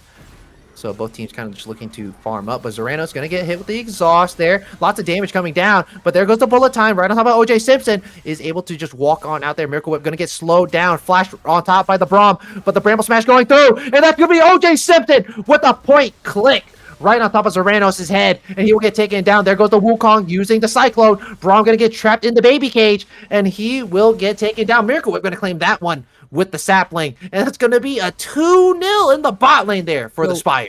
Miracle Whip thought they could tank the bullet time, realized that they could not, flashed away, which I guess is the right play because it baited in the support on Hunter Association, PB Crescent, to follow through, flashing forward to lay down that Concussive Blow passive in order to land the stun to finish off Miracle Whips, but that separated them from Zoranos, who had already burnt their flash earlier to avoid Miracle Whips engage. They were able to that Simpson was able to flash forward and get the ult off without a shield in the way. And then, tragically for Association, Miracle Whips Sap Magic passive came up, giving them the health off the auto attack on Crescent to stay alive through all of that. So yeah, horrible result for Hunter Association, but you can actually see why they pushed down on their gas as much as they did. There was a matter of inches there. Yeah, really great early fight from those, but it will allow Miracle Whips to get first rotation up to those grubs, which should go the way of Spire Rats.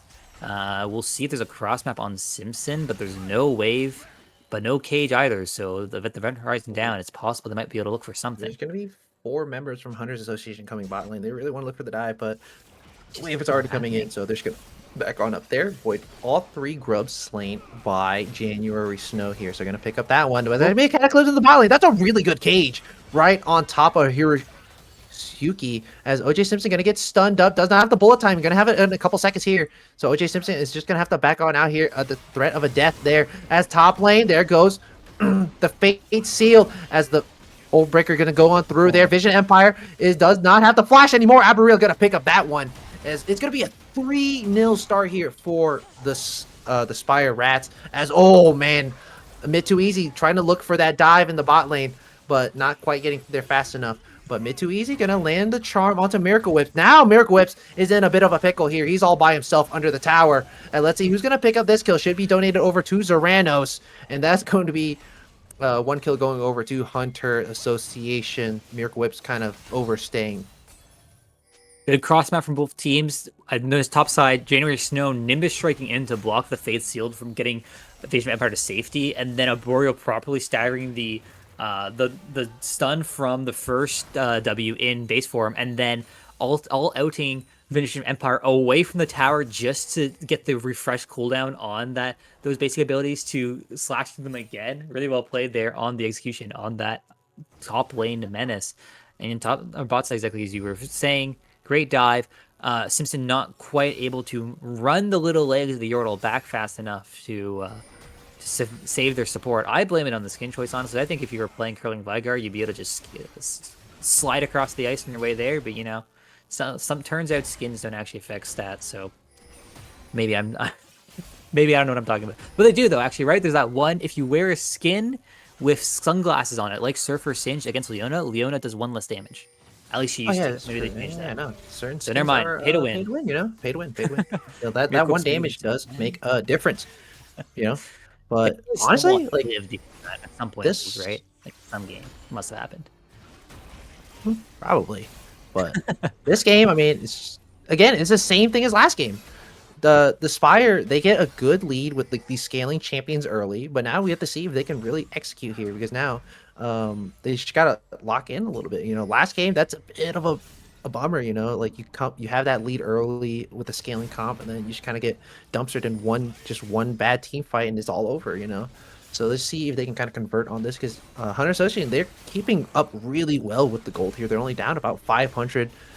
Vision Empires is once again just looking to go a little bit bananas in the top lane there. Abriel not quite gonna land that W there, but for now, I mean, the game is just kind of slowing down a good chunk. Like, not both teams aren't really looking to make like any super proactive plays here right now. So, ooh, that's a Saying good that knock Spire Rats there. is in their in Hunter Association bot side jungle looking for a play. We see mid to easy tentatively hovering, but Spore is matching the rotation, so they're both going to head back to their lane. But it's Hyuki is going to run down bot because they were sensing, smelling out the fact that Spire Rats was trying to set up a dive, but they decided it wasn't going to happen, which and attempted to agree with them on that one. That would have been difficult to execute upon, Yeah, especially with the exhaust cooldown from the unsealed spellbook on a Crescent there. Would have made it incredibly difficult to get the damage needed to tower dive there. Oh, Charm yeah. misses. Was Diving complete. a Braum is always a little bit rough there. Oh, mid to easy. Just pop Null right there. Yeah,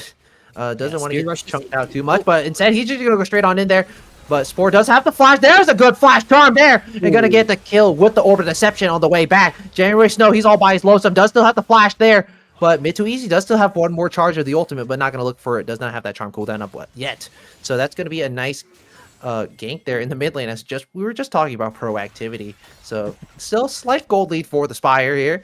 As teleport into that top lane for Aberreel. As Vision Empires, he kind of wants something here, but he's gonna have to be careful. That's got a full item Cassante, but he's a little bit too slow there. Vision Empires making good choice of those tier 2 boots.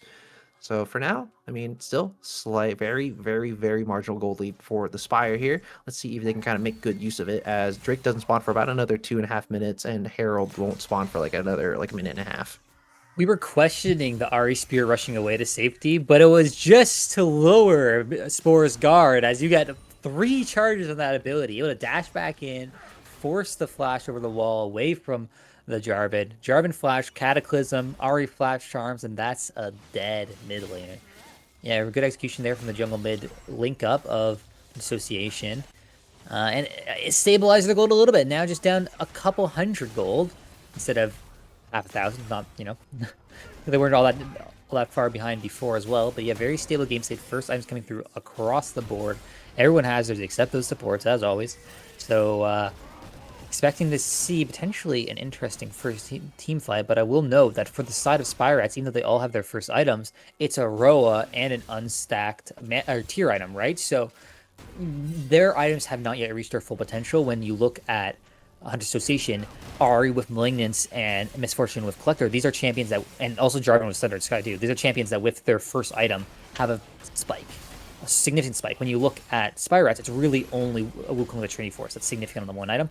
The entire time talking, trading back and forth for the top laners who are doing, It's kind of a wet noodle fight, here. honestly. Like, yeah, like you got the Yone without a full item yet, and then you got the Cassante with full armor. It's a little bit rough in the streets here. But I mean, looking back at the draft, I'm really surprised that OJ picked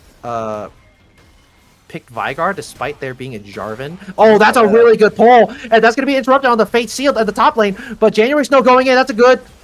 Shockwave onto one here, Yushuki. I don't know why he flashed forward, but he was already a dead man, but whatever. Do what you gotta do. That's a good kill going over to the side of the Spire here. Aberreel doesn't have a lot of mana yet. You're going to use the Pathmaker. Vision Empire could get one more, not quite. And that is going to be a flash away by Aberreel. As Miracle Whip looking to chase there. That's going to be a dash away with the Spirit Brush from mid to easy. Good chunk on the Spore. But still no jungler for the side of Hunter's Association. So Under Association, I mean, they're still going to get full prio on this Drake here. The Mhm. Spire kind of playing around with their food a little bit. But on this reset, Vision Empire should get his Bork does have the teleport with no ult or flash. So I expect this to be a pretty sizable team fight, maybe. Actually, never mind. Spore does not have teleport, but it looks like both teams, they're just kind of pushing a little pressure on this Drake here. It's a 1-1 in Drake score, so they really don't want to give this up right now. Yeah, I wouldn't be surprised if Spire have to, though. They're in a bit of a tough spot, especially because Vision Empire does a Ooh. teleport on Bird does not think That's a correct. good flag and drag on top of Miracle Whip there. Bullet time only onto one, but it's going to be a 1-for-1 trade. Jungler for support, not quite worth for Hunter Association, as January Snow is now going to start up this Drake here. Hiroyuki is not having a great time. This is what this is how many times this is I think he's like 7th death across the game so far. As that's Yeah, gonna be a cage with the Braum, forcing the Braum to flash away actually. So the kind of scoreline that comes to overeager. mind for me, I believe it was 0-3 and 4, or maybe 0-4 and 3, but I think 0-3 and 4 for Itoryuki or something along those lines. So, but let me, Ryder, they won that game. Maybe this is what they need. Maybe that's the Hunter Association He strategy. went 2-5-4 They tank last game. 2-5-4. Okay, yeah, but at one point I believe what's that?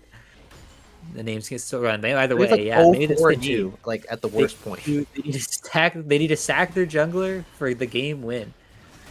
Vision of Empire, what's controlling, but Equivalent of cage, here's you know. what's Pathmaker, good knockback, right into the root, right into the knockback, and that's going to be Abriel picking up another kill here. Vision of Empires is just absolutely getting obliterated. Shockwave under the tower, forcing the Spirit Rush away, mid to easy, almost getting into a bit of a pickle there. You were skeptical of Spirat's draft, but we're seeing Oh, the power of this disruption wombo combo, right? You're seeing the power of Maokai with Cassante, with Wukong, with Orianna, with Vigar. Each of these champions have these large AoE stun or displacement abilities that just can make it so challenging to play at a numbers disadvantage. Because when you're, especially when you're champion like a Yone, like an Ari or MF that gets caught out, or I guess Jardu, like anyone who's squishy, they can just keep on juggling between members until you die, unless you are at these even or number advantageous situations. So teleporting back mid from Spore, mid to easy just got the lock, has I guess to maintain their teleport off cooldown for the moment. Still close game, but to what we're seeing, I feel like history repeating itself. Nearly 2k gold lead for the Spire at. We're seeing the Dragon stack. This game, can they close it out? yeah, this is literally like the same situation as last game. Like they have a scaling composition that gets a good lead early, but like we just have to see if they can convert this. Now this time around, they have a very, both teams are playing stable compositions. So now this is just going to be like just straight team diff here, as that's going to be a charm right on top of the Maokai here. Not going to be in range to get that twisted advance. There's nothing really to fight for the bot lane. They know Braum does not have the flash, does not want to get stunned, gets pushed right into the baby cage, and that's going to be a kill going over to OJ Simpson. The bullet time is not going to do anything to sway that. As top lane, Pathmaker comes through, Vision Empires. That's a good knockback, and he will get taken down. His own fate will be sealed as Cassante is Cassanteing all over his face, and he will get triple dash to death there as a solo bolo comes out. Mid lane, that's going to be a shockwave onto mid too easy. Does have all 3 charges of the Spirit Rush and is able to get on out there out of range of the ultimate. So now it is a 4k gold lead in favor of the Spire Rats. So I would like to think that this is a game that they could be able to convert on their lead. Good, I sure hope so. Yeah, we're not for last game. I'd be saying it's all but over, right? But we've seen from Under Association that you can't count them out until that Nexus explodes. So it remains yet to be seen how this game will progress. Second items coming through now for a few members, mostly the bot lane role there. Very similar items across the board elsewhere. Doesn't seem like anyone necessarily has that much of an item lead over their lane opponent, but CS scores slightly in the lead of Zoranos, as you kind of would expect from that misfortune of Vigar. But I'm not sure if it's enough. I'm not sure if you're happy necessarily with a 20 goal lead, especially when the Vigar's 3-0-1, right? I mean, honestly, like if we're counting, again, like we're talking about gold value, like unseen gold value, like, you can just imagine how many stacks his Vigar is on right now. Can't really tell, but this Vigar, he's been farming pretty much the entire time, like pretty much just farming with the Q. So you can just imagine he probably push. Oh my god, he's going Death Cap's third item. Oh my god, he's gonna literally anybody that gets caught in the cage will die. They're just gonna get blown up. Four It's stack just inevitable. Darksteel too. Ooh, that's a lot of Oh AP. man. Oh yeah, that's a chunky boy. Like that's the thing about like the Spire, like I saw last game, is like they do really good early, like despite the fact like you have like these champions that shouldn't really be winning early, but they're getting these leads just purely off of like their own micro and macro. Drake spawning in about 15 seconds here. First dibs by Spire Rats. So Hunter Association, they're gonna have to fight into a lot of wombo combo, and it's gonna be a little bit rough here. So both teams are gonna start moving towards this Drake here. Baby Cage right on top of Hiroyuki, gonna get chunked. About a quarter of his HP gone here. So looks like Hunter Association, they're gonna do the same thing they did last time. They're gonna give this up, but that's ball delivery system right on top of Braum, gonna get chunked up really hard. But the shockwave is going to whiff completely there. Twisted Advance right on top of Braum, and Braum will be the first casualty of war here. Exhaust right on top of Zerano's gonna have to flash away. The bullet time not really getting what you want, and that's going to be one pick and a free Drake here for the side of the Spire.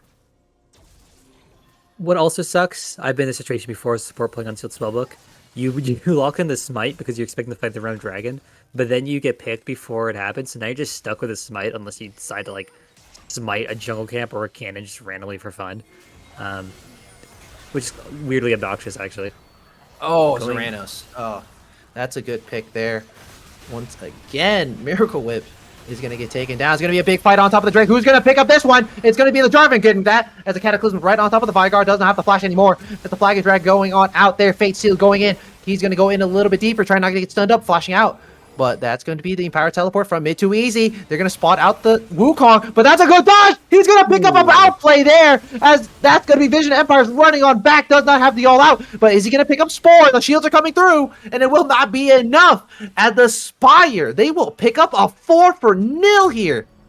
That was looking so close until just the barest amounts of durability and playing around Vision that happened around January, Snow, and Spore, and Arboreal were able to just pull in Hunters Association members into their own jungle and snap the trap closed like like an iron jaw, able to turn what was a close like what was equivalently a 2-for-2 and dragon going your way into a 4-for-2, which is certainly much worse. So yeah, 6k gold lead now, and there's nothing really that's all that invisible on the side of Hunter Association to make up for that. If anything, it's the phenomenal evil stacks on Vigar that push that goal even further into this favor of Spire Rats, which they're going to take advantage of in order to try and start up this Baron. They're starting up the Baron here, but Cassante does not have the teleport. So it's going to be a bit of a rough time there. Vision Empire, he's having a really bad time this game. Like pretty much dead even with your lane opponent. Cassante is going full armor.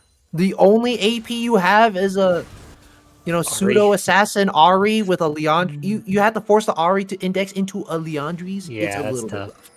It's also, really tough. it is one thing that Spire Rats, part of the reason they gave up on the Baron is they just don't really do all that much objective damage as a comp.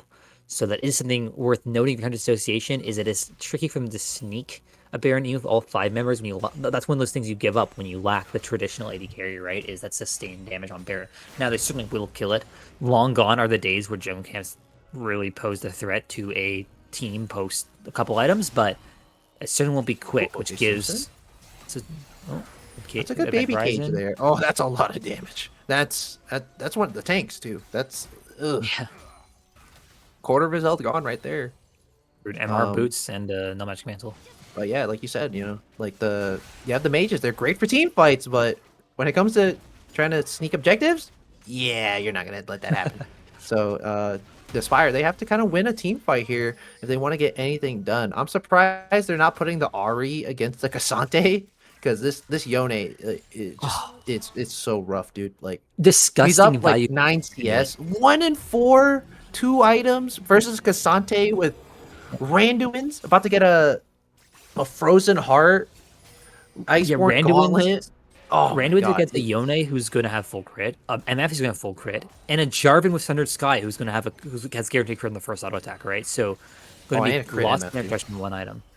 Yeah, I'm not Oh even man. be all that surprised if Wukong builds into it later. Of course, currently finishing up that Black Cleaver, but Yeah, honestly, with how much passive armor Wukong gets, I really doubt that he'll go like any damage. He's about to go get a cleaver here. He's just gonna build a bunch of HP and just be an absolute nuisance with the Cyclone. Like it's especially as you like mentioned, yeah, there's not much AP damage coming from Hunter's Association, so you aren't really punished for overcommitting on the armor side. as they're posturing around the Baron, but honestly, I really don't expect too much Yeah. from this posture. They're kind of just beating around the bush here, kind of thinking they can bait it, but Hunter Association, they're kind of sniffing it out. They're not really going to fall for it. So right now, I mean, it's kind of a bit of a stalemate here. It's just kind of like the Spire. They have to force a team fight and win a team fight if they ever want to do any objectives here, because otherwise, every single objective they want to try to do is going to be a burger flip. So Hiroyuki looking to try to get a pick in the side lane here, but the Spire, their vision control is just so on point. Like literally, anytime hunters want to do something, they just get caught. They just get caught out. They get spotted, and then it's just over. You know, you can't really do too much. Especially after last game where they lost a pretty crucial team fight around that Baron. I do expect them to be a little bit more conservative around that objective, but we'll see when they decide to pull Oh the my God. trigger. This Cassante has like 300 armor, and there's one, or there's like 1.5 like pen items plus the cleaver plus Jarvan Q, because I think Jarvan Q is what, like it's like 15. Oh my, oh that's a dead That's Ari. it, Ari. Oh yeah, that's a dead Ari. There we go. Can't Spears rush I was away about from to say, that. I'm not wrong. I can't be wrong about that. That Vigar is too fed for that, as he does have a blighting gem here. As the mid lane pick will start up this Baron. Jarvan can get the vision. Does have control ward inside the pit. Also has the flag. So Baron going down, honestly, a lot faster than I thought it would be when you have two mages hitting up on it, as they're going to This is all start it fun. up. They're going to get all the vision they can inside that pit here, as there goes the flag right inside. You have 100% vision on it now, as that goes the root coming through. That's going to be a flash over the wall with the path maker, and that's going to be Hiroyuki flashing out, getting exhausted. There goes Wukong going over the wall. Fate Seal will not even go through, as flashed over. Johnny Snow looking for these kills, as the Baron will not get flipped. It will get taken by the side of the Spire Rats. And Drake is also up on the table, so this will also be their sole point if they so choose to. You can't help but feel like that is the end of this game, the deciding moment. Full team fight one, Baron, dragon conversion. You can only imagine, and you have a Vigar, you have a Cassandra, you're the one scaling. But they're looking for their engagement. There goes the rush in there. OJ Simpson gonna get put into the Zanyas, but that's a big shutdown going over. Two shutdowns going over to the side of Hunters Association. So looks like we might have cast or cursed them once again here. So what? That was like a good like almost like 1,500 gold there worth of shutdowns but onto you those still two. get the dragon, you're still 7k gold down. I'm not sure how much that matters, right? It's like to win this game, Hunter Association can do it. I believe in them because we saw the last game. They're behind decisively. However, if they find that one big team fight, once we hit 35-40 minutes, they can just end. Like they've done it before, they can do it again. They have an 80 carry, so that helps. I mean, obviously nowadays AP carries just melt towers just as quickly, but I feel like this match they don't have quite the as effective tools. Ari is a good flanker to thread in that backline, but not nearly as effective as a level 16 Kassadin.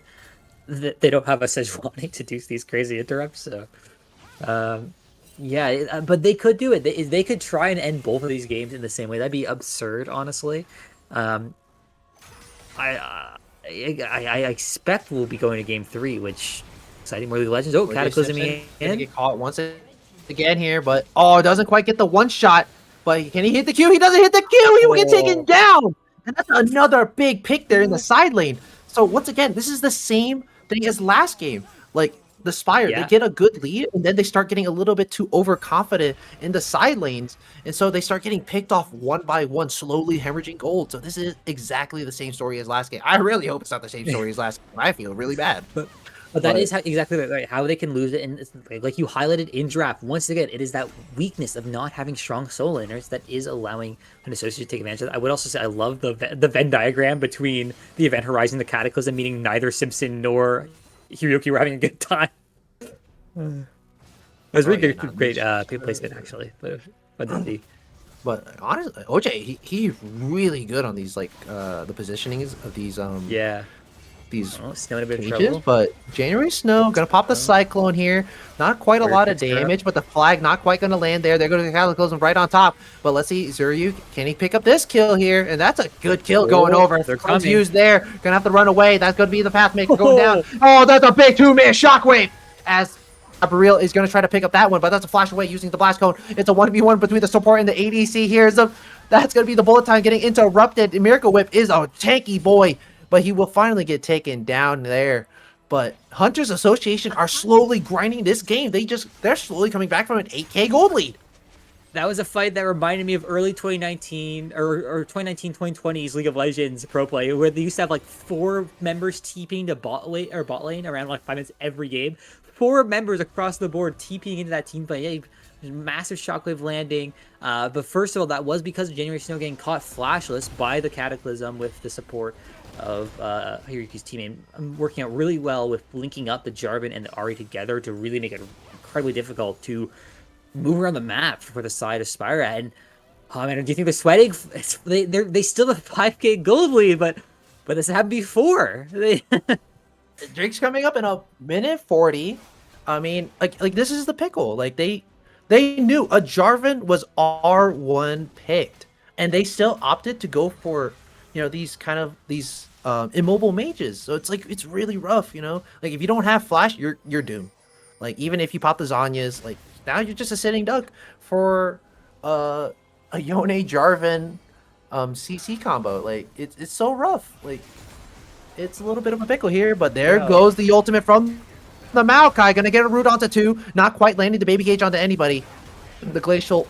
Oh, that's. What? Ooh, wait. Oh, that. I don't even know what happened. I can't even Okay, describe okay. that I don't word have there. Like, So that was crazy. Jarvan tried to make an escape by cataclysming into them. So he cataclysmed into the team. I don't know exactly who, but Cassante all at the exact same time. So Cassante pulled Jarvan through his own wall created by cataclysm, as well as additional terrain, which is what led to Jarvan jumping back in and then getting shunted right back out by the Cassante's ultimate. What a lovely interaction. That was great fun. Oh yeah. So it's a 5K gold lead here. And the Spire, they're going to keep on pushing. That's a flash forward with the Cataclysm. 2-man shockwave right on top of Zoranos' head.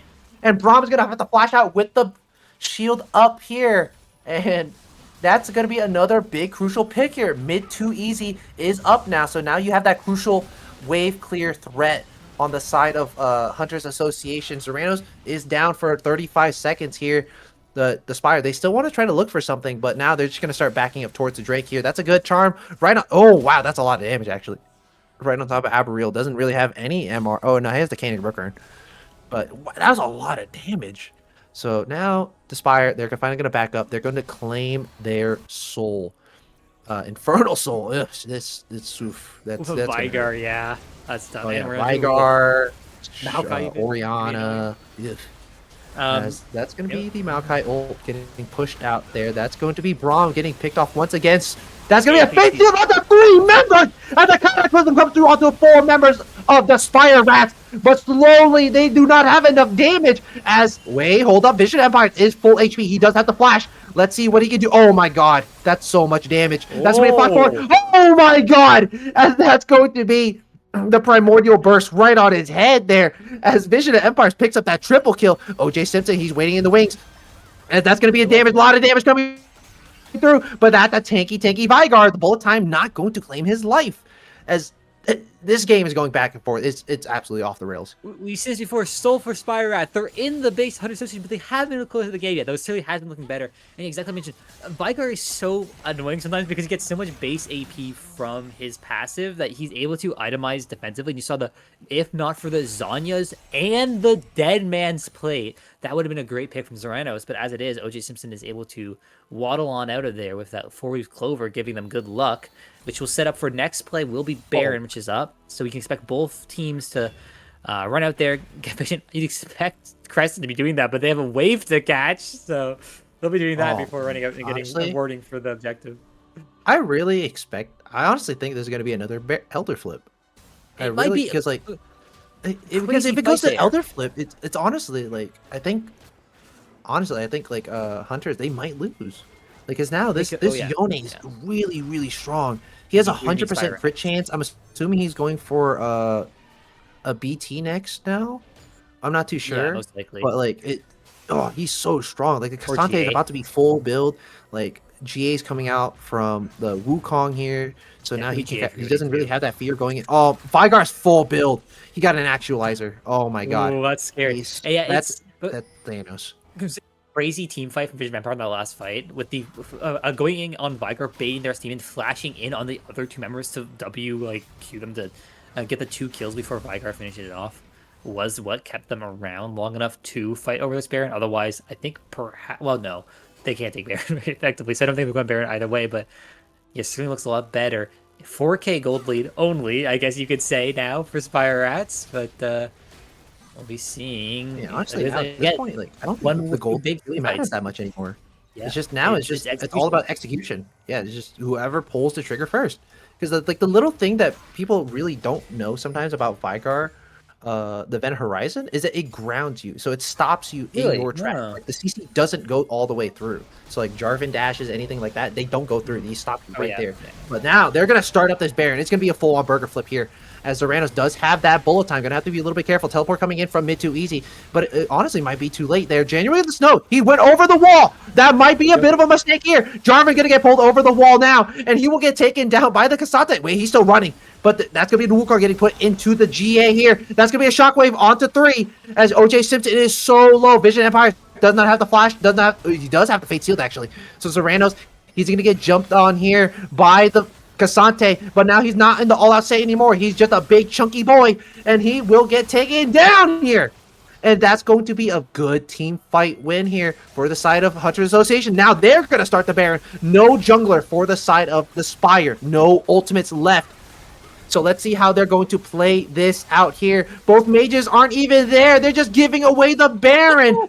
As now it looks like OJ Simpson, no, that's the Fate Seal. The Bullet time gonna get prematurely stopped. Twisted Advance going in, but Miracle Whip will be the sacrifice here as he gets taken down by Serranos. Like, no way. There's no How way. is this happening again? There's no way. It's a 2K gold lead. They It's just like came back people. from another 8K gold lead. How There's does no way. how can how does how does Hunter Association manage to win these team fights? This is ridiculous. Huh. I mean, okay, so clearly, yes, they Spire Rats did try and pull the trigger there by January Snow was engaging on the rest of the team well. Arboreal had the assignment of all outing Hiryuki away long enough to so the team could, so it could just be no junglers involved. But Arboreal was not able to finish off Hiryuki. It was a close thing, but I believe they were able to get away with a classic Jarvan EQ combo, which means that the all out had already run out by the time they were to rejoin the fight. So they're down that crucial team fighting ability. Then January Snow did go down through the GA even. They were able to kill him twice. So then, even though Mid 2 Easy was a sacrifice, Mid 2 Easy was able to distract the rest of Spire long enough for Hunter Association to move in as a team and just wipe them out that way. Like, because Spire was split. There were just odd members everywhere while Hunter Association was together, which let them basically take isolated 4v2s. Long enough that even with OJ Simpson basing and TPing back in, it was just too little too late to contest these team fighting monsters. Baron will expire about 30 seconds after or 45 seconds after the Elder spawn. So they'll have a bit of time to play with that. But it's going to be an engage right there. But that's going to be the Spirit Rush away by the Ahri. So that's a big cooldown. But they do have the Malignance. That ultimate should be roughly about 30 seconds-ish right now. 30, 40 seconds. But right now, both teams kind of playing with their food. That's going to be 2 big ultimates. Or 1 big engage ultimate from the side of the Spire here. So now both these teams playing with their food. But again, we talked about it during the break. The Spire, it's just the execution. It's just not right. Every single time. They're always split up on the last minute calls. And then they just get picked off one by one here. So now the Spire, they're going to have to walk into the meat grinder that is Hunter Association. They break that gold lead down to about 1.3k gold lead. or 1.3k. Oh, that's a good stun onto Prison. Hirosuyuki. Oh, that's a lot of damage, but he does still have that GA. So if he wants to sacrifice his life Oh, there, morph. he can still go for it. Oh, his maul got popped. So now that's a really rough time. Mid too easy. He's spotted on the ward. He's gonna get hit with a twisted advance. He does have his ultimate, does have the flash, and he will get on out there. But that's going to be the Cassandra getting taken down. He does not have his ult no No, more. not And again. mid too easy. No way he gets out here. He does not have any more. Charge of the speed rush, flashboard by January Snow. It's a top laner for mid laner trade here, but ping's coming through. Hunters Association, they want to push in this base. They want to break it wide open here at 41 minutes. Baron's gone, but they're still forcing the respect from Spire or Rat Classic. Popping the ultimate, but will only pick the support here. Miracle Whips. Oh no, that's a mistake here. As he will get taken down. Face Seal's not going to land anybody. It's merely to gap close. As Spore, he's getting absolutely obliterated by the Yone, but he's going to go straight back to his original soul. As Spore is going to have to reset and walk away on the back end there. As that's a flash forward there to get the stun right on top of the Vigar. He's going to get hit with everything in the book, but he will not get taken down. Hiroyuki will get put into that stasis there in the GA, but the stun right on top of him. The only don't get two people there with the primordial burst. Spore is going to keep on chasing, but the unbreakable will is about to be broken. No, it will not. He's going to get over the wall with the blast cone. So now a Hunter Association live to fight another day, as Elder is still up on the table. Bear not up for 2 minutes. Oh, awkward. Yeah, so we did see an engage there from Crescent and Hiroyuki, but the two of them just didn't have damage. Zeranos and Vision Ember were too far behind to actually deal damage to the Vigar, so that it just they went in and then died to the Vigar's counter engage much. But they're looking. And Gabriel gonna get chunked a little bit here. Gonna lose that. Kanik Rooker and Vision Empires has teleported and he's going over the wall. He has the Q3. He's going to do as much damage as he can, but the Elder's going down to 6k. Primordial Burst coming through. It will not do enough, and that's the Elder going over to the side of Hunters Association, or the Spire Rats. And now, this time, now they're in the driver's seat. There's no real jungler to contest. Baron's up in about a minute here, so they will have about a minute and a half worth of Elder to play around with here. Vision Empire going in there was actually really important for Hunter Association because it cost 3 ultimates. As a result, it's possible that even Elder, Spire Rats won't feel comfortable pushing for the close. They might actually try and wait out and use this Elder to secure a Baron, but that's not ending the game, right? That gives Hunter Association another opportunity for a team fight, another opportunity to claw victory from the jaws of defeat through a Vigar with Infernal Soul, full build. Level 18, Elder. Why don't I feel like it's enough? Everybody is full build except for both supports, and no, Orianna just finished her full build. So it's only the supports that are not full build. So at this point, they might as well be donating to these supports here. But it's so crazy. There's no way the Hunters Association wins this again here. But now Spire, they have full dibs on this Baron here, but they can't rush it. They do it so slow. So they need to force a team fight with this Elder. Elder buff will be active for about another minute and 40 seconds here. So if they want to pull this trigger, they have to pull it now. I think they're going to take Baron, which means that if you're Hunter Association, your job is to just take out waves. That you can't fight the Baron with the Elder. So what you do is you take all the waves to ensure that with the Baron buff, they aren't able to push in and do any meaningful damage to your base before Elder expires. Once Elder's expired, you can fight them. But that's why you see exactly what they're doing. Unfortunately for the Hunter Association, they weren't able to deal with this cannon wave. So Spire does have an actually decent wave to push with, and this is going to be what they're going to look to end the game with. So if you're Hunter Association, you're probably just trying to thin the wave long enough to buy time, but it might not be enough. But they don't have the wave clear. Mid too easy. He's the only real good wave clear here. Popping the bullet time randomly in front of him is too dangerous here, especially. I think 20 seconds left on Elder. Flash. Yeah. No, it's 45 seconds left on Elder. Teleport coming through here.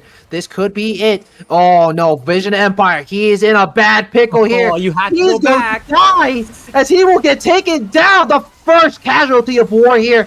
As now the first tower is going to go down here. That's going to be a dash over the wall. That's going to be a lot of damage. That's the bullet time coming through. It's not going to do anything to Cataclysm right in front of the Nexus towers. But now it's going to be the Spire Rats. They will finally pick up a game here, nearly getting taken down in the same fashion as game 1. As now we will be going to game 3.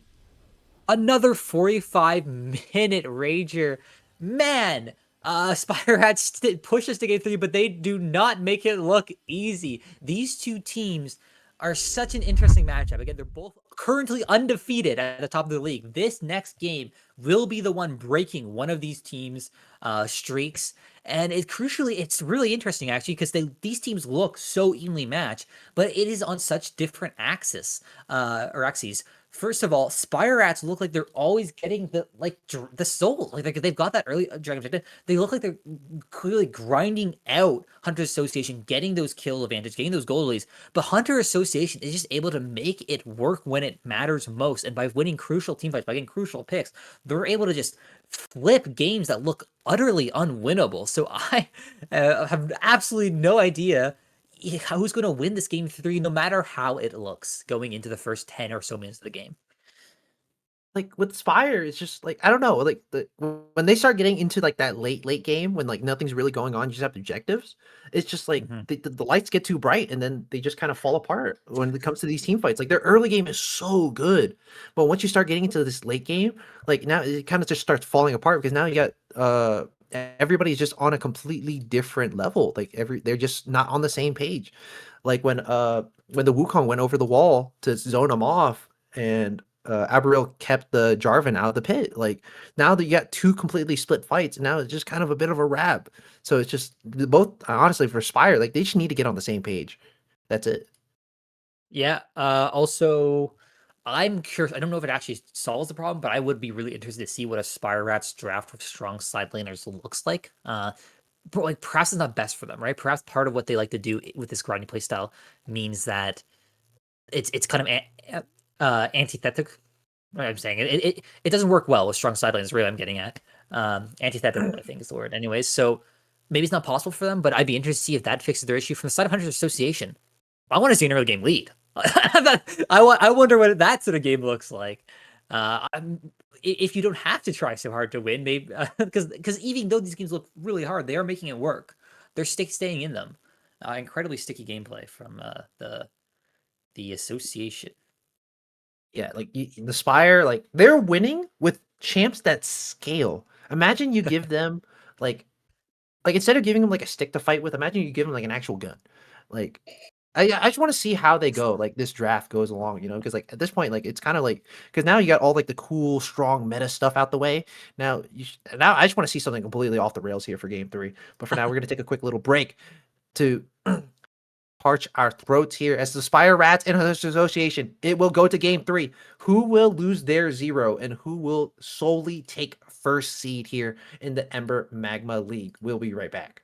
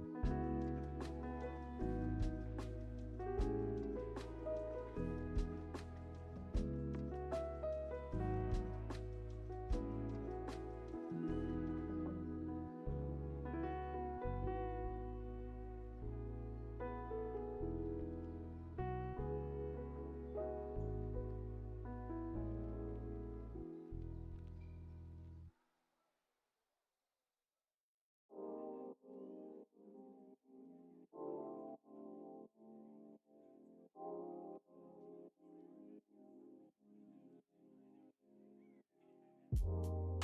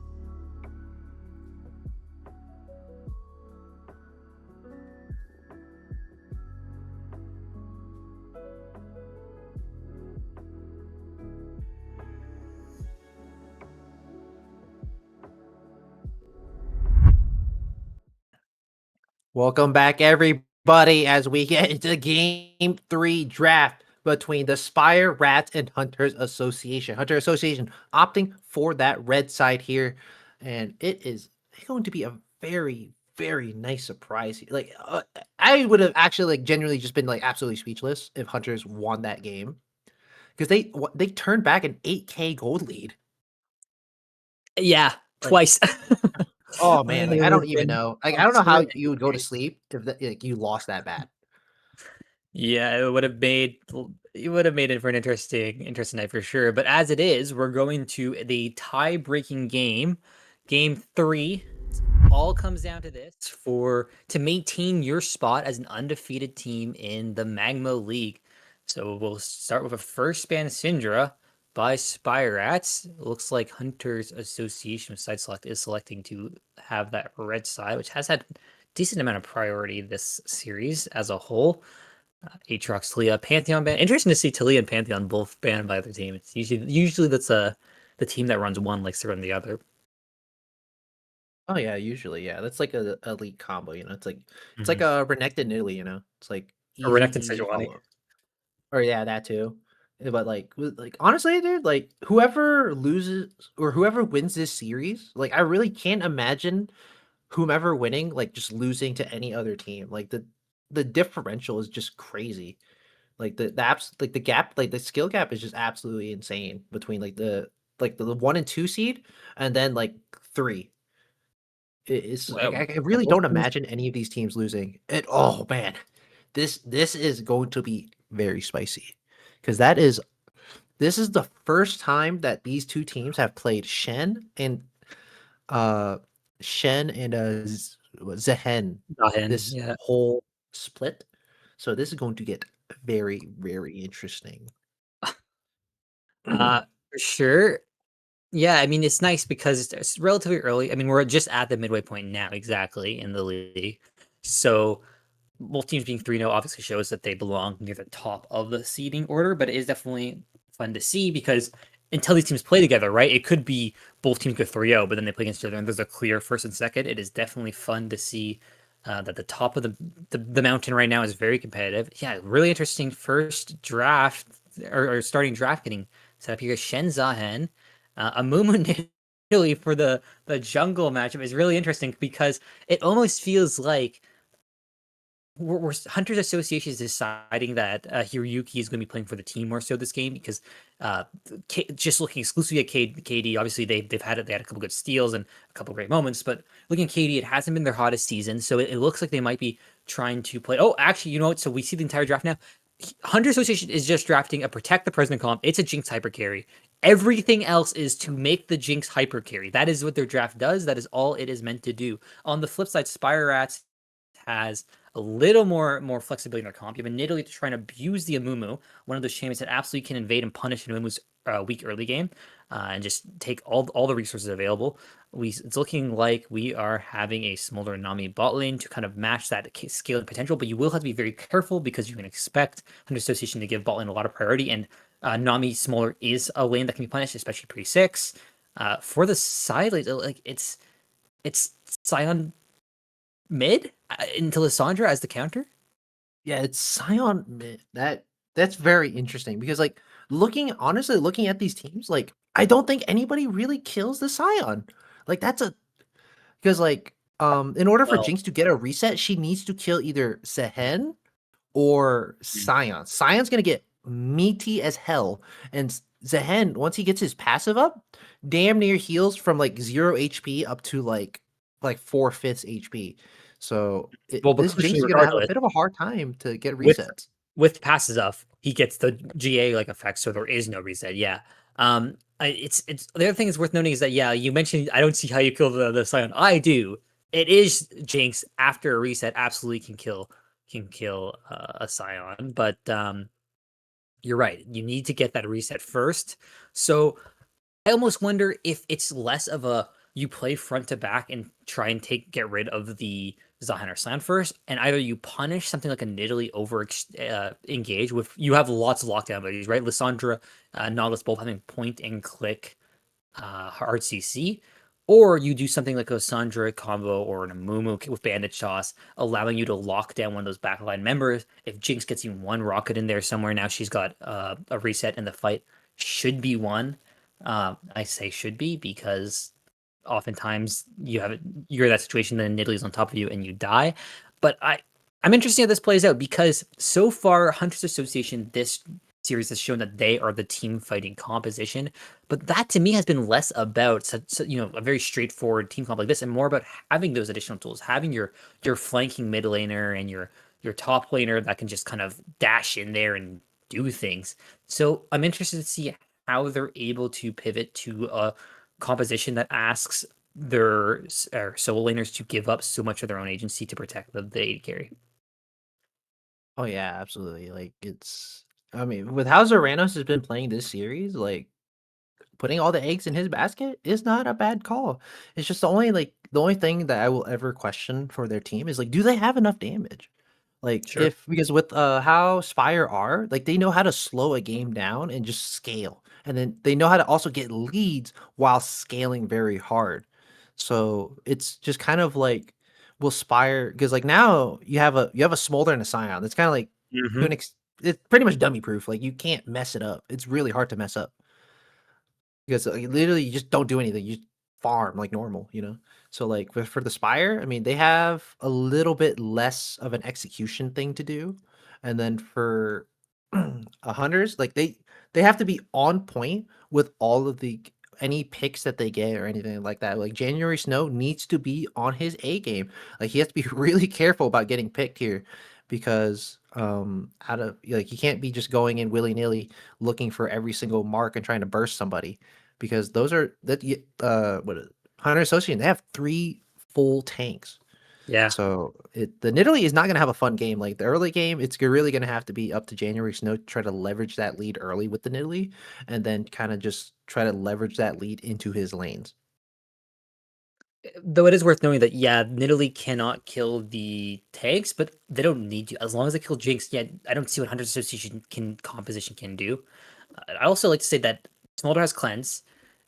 Can be kind of annoying for Nami to itemize into the Mikhails, but they might do it anyways because you have cleanse and Smolder, but there's a Mumu, a Bandage Toss, Curse of the Sad Mummy.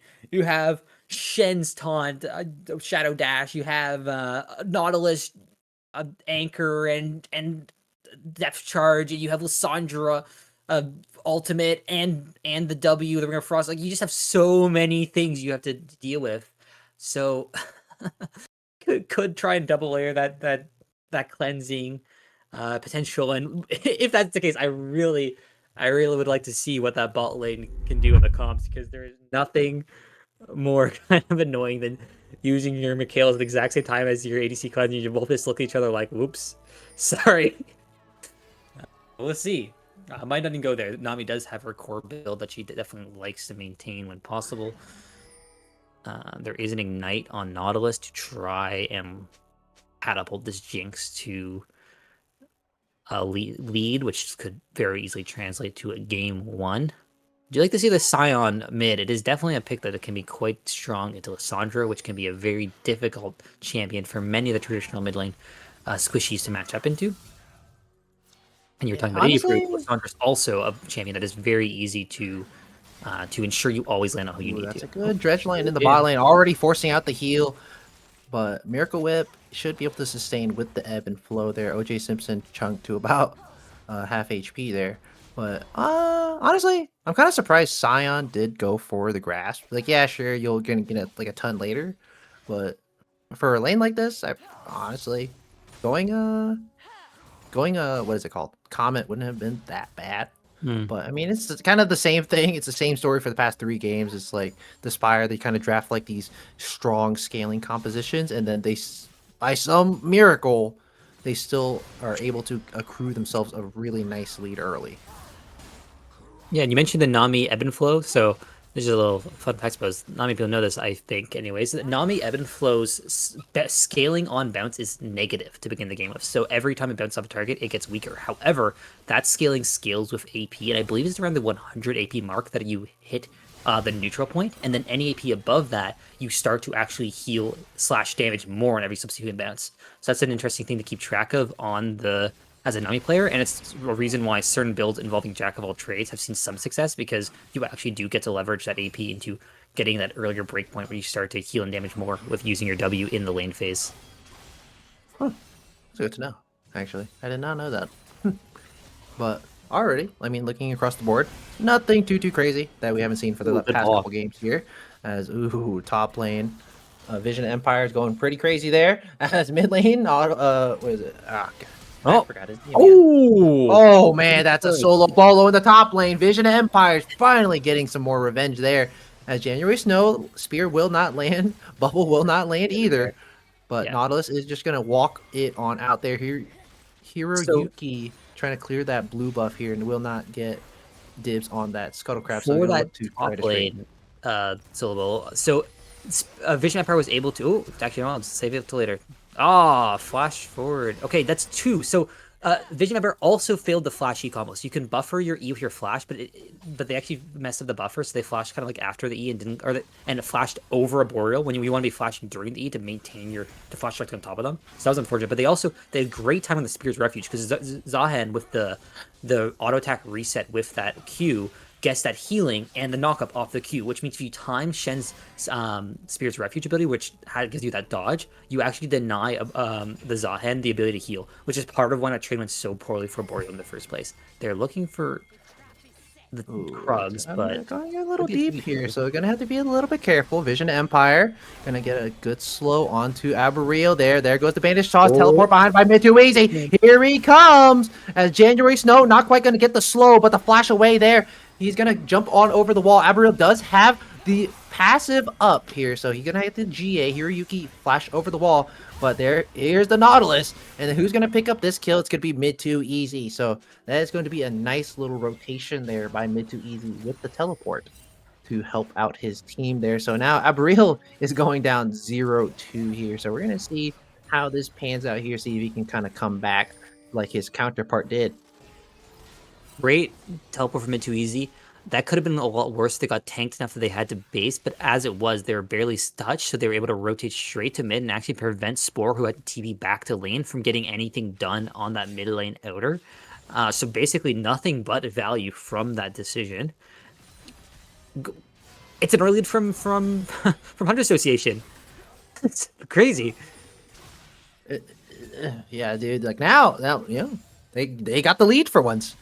So it is very refreshing to see. Nidalee has still not reset yet. Really hasn't leveraged that lead so much.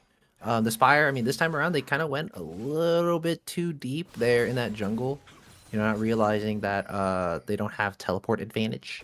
So Vision Empire is level 6 now. So now he's starting to kind of lose out on these trades a lot more. Vision Empire is opting to go for that Titanic Hydra first item.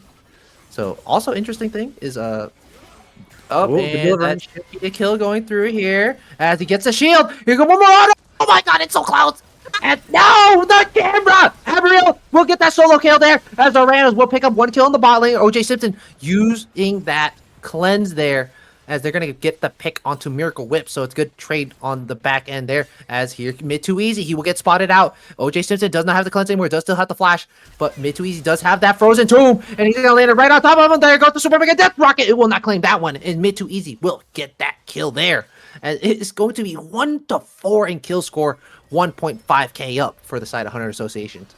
Great dive bot side, not only kill, but at this point, Jinx is almost 30 CS up. That's an insane difference, and also makes it so Simpson cannot be effectively stacking, which will delay that 225 execute threshold from the smolder. Top side, Vision Empire was clearly playing around the reset of their passive, the shield on Shen, in order to potentially flip that fight. But they weren't barely able to avoid clicking that, which I believe was due to the healing from the refillable pots, actually.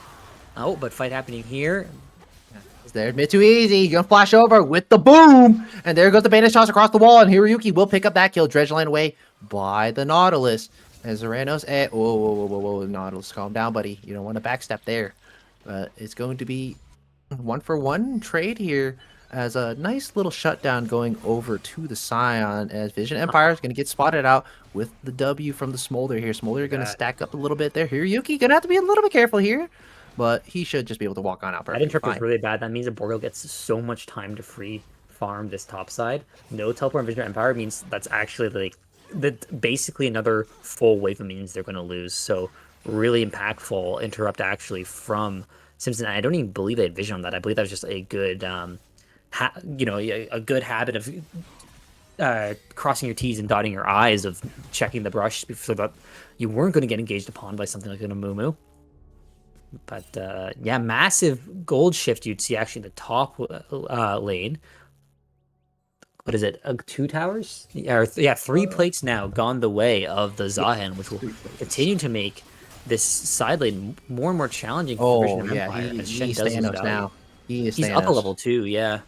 Yeah, because like it's just the biggest thing is like it's just the sustain with the Q healing, because it's what like right now what he's level 8, so it's like you're getting 8% max health healing if you hit Yeah. Shen, or it's 4%, or if you hit a minion. That's absolutely crazy to think about. Like, and it's on like it's a very low mana, and it's like hmm the cooldown isn't super crazy either. It's Hiroyuki. He's been bot lane for so long. Like, it's just wasting so much time here. Like, at And what Italy is point do you gotta, punishing it stop it? Yeah, in the exactly. top side camps there. He's up, what, 14 CS now, Mhm. almost 20. So now Nidalee is gonna feast up on this for a while now. And at this point now, it doesn't. The Lissandra doesn't even do anything. Like Spore's like, you know what? I'm a Scion. I'm gonna take this because like the trio in the top side as in the bot lane. I'm gonna have to hold up on Oh, that. And teleport's there goes coming the in. zap right on top. That's gonna be a bit of a heal as the ignite goes down. It will claim that one. It's gonna be a 2v2 kill there, but the teleport's coming down from both top laners.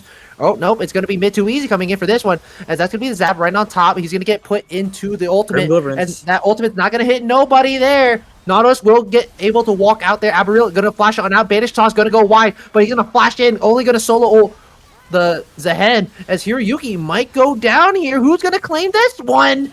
And it's going to be the Nami picking up that big shutdown. Mid too easy. He's gonna get marked. He's gonna get taken down. Dredge line going down, and it's gonna be right on January Snow. Nautilus is low. Both bot laners are below half HP. January Snow is looking for the pick. He has the spears, he has the instinct, but he will not keep going for it. And it's going to be 4-7 kills scored, gold pretty much dead even. Yeah, then to being a 2 for 2 in the end, but it is worth noting that the wave state was favorable for Spire, so they're going to be able to deny even more farm there on the bot side. Shouldn't matter too much, as Jinx is certainly far ahead of Smolder. That is kind of balanced out by the rest of the laners. And the Nidalee as well, right? Especially adds 20 extra CS on top of that. So CS overall in the favor of Spire, but the kills means that the association able to just barely stay even because again you also have more plays. So while the kills are for once going the way of 100 association, all these additional streams of gold generation are favoring Spire. So as the next dragon spawns in a minute, we'll have to see how this translates, as the first items should just be coming through, one each currently on either side of the rift. But might be in a bit of a pickle here, but he's just should be going to able to dredge walk. line his way on out there. No real CC logging him down. OJ Sims, I mean, having a little bit of a rough time, but I mean, he's playing a scaling champ, so he should be kind of chilling a little bit. He's down 30 CS now, so it's a little bit rough. Mid to easy. Oh man, that's a lot of damage. And oh, that's a big cooldown used right before the Drake too, so it's a little rough there. Zahen gonna get taunted under the tower Oh, here. This might be a bit of a losing fight because I don't think he has his conquer passive. stack. As Grim pops Deliverance the goes to ultimate, gonna stack. get the heal up, and he's gonna keep on going here using that DPS.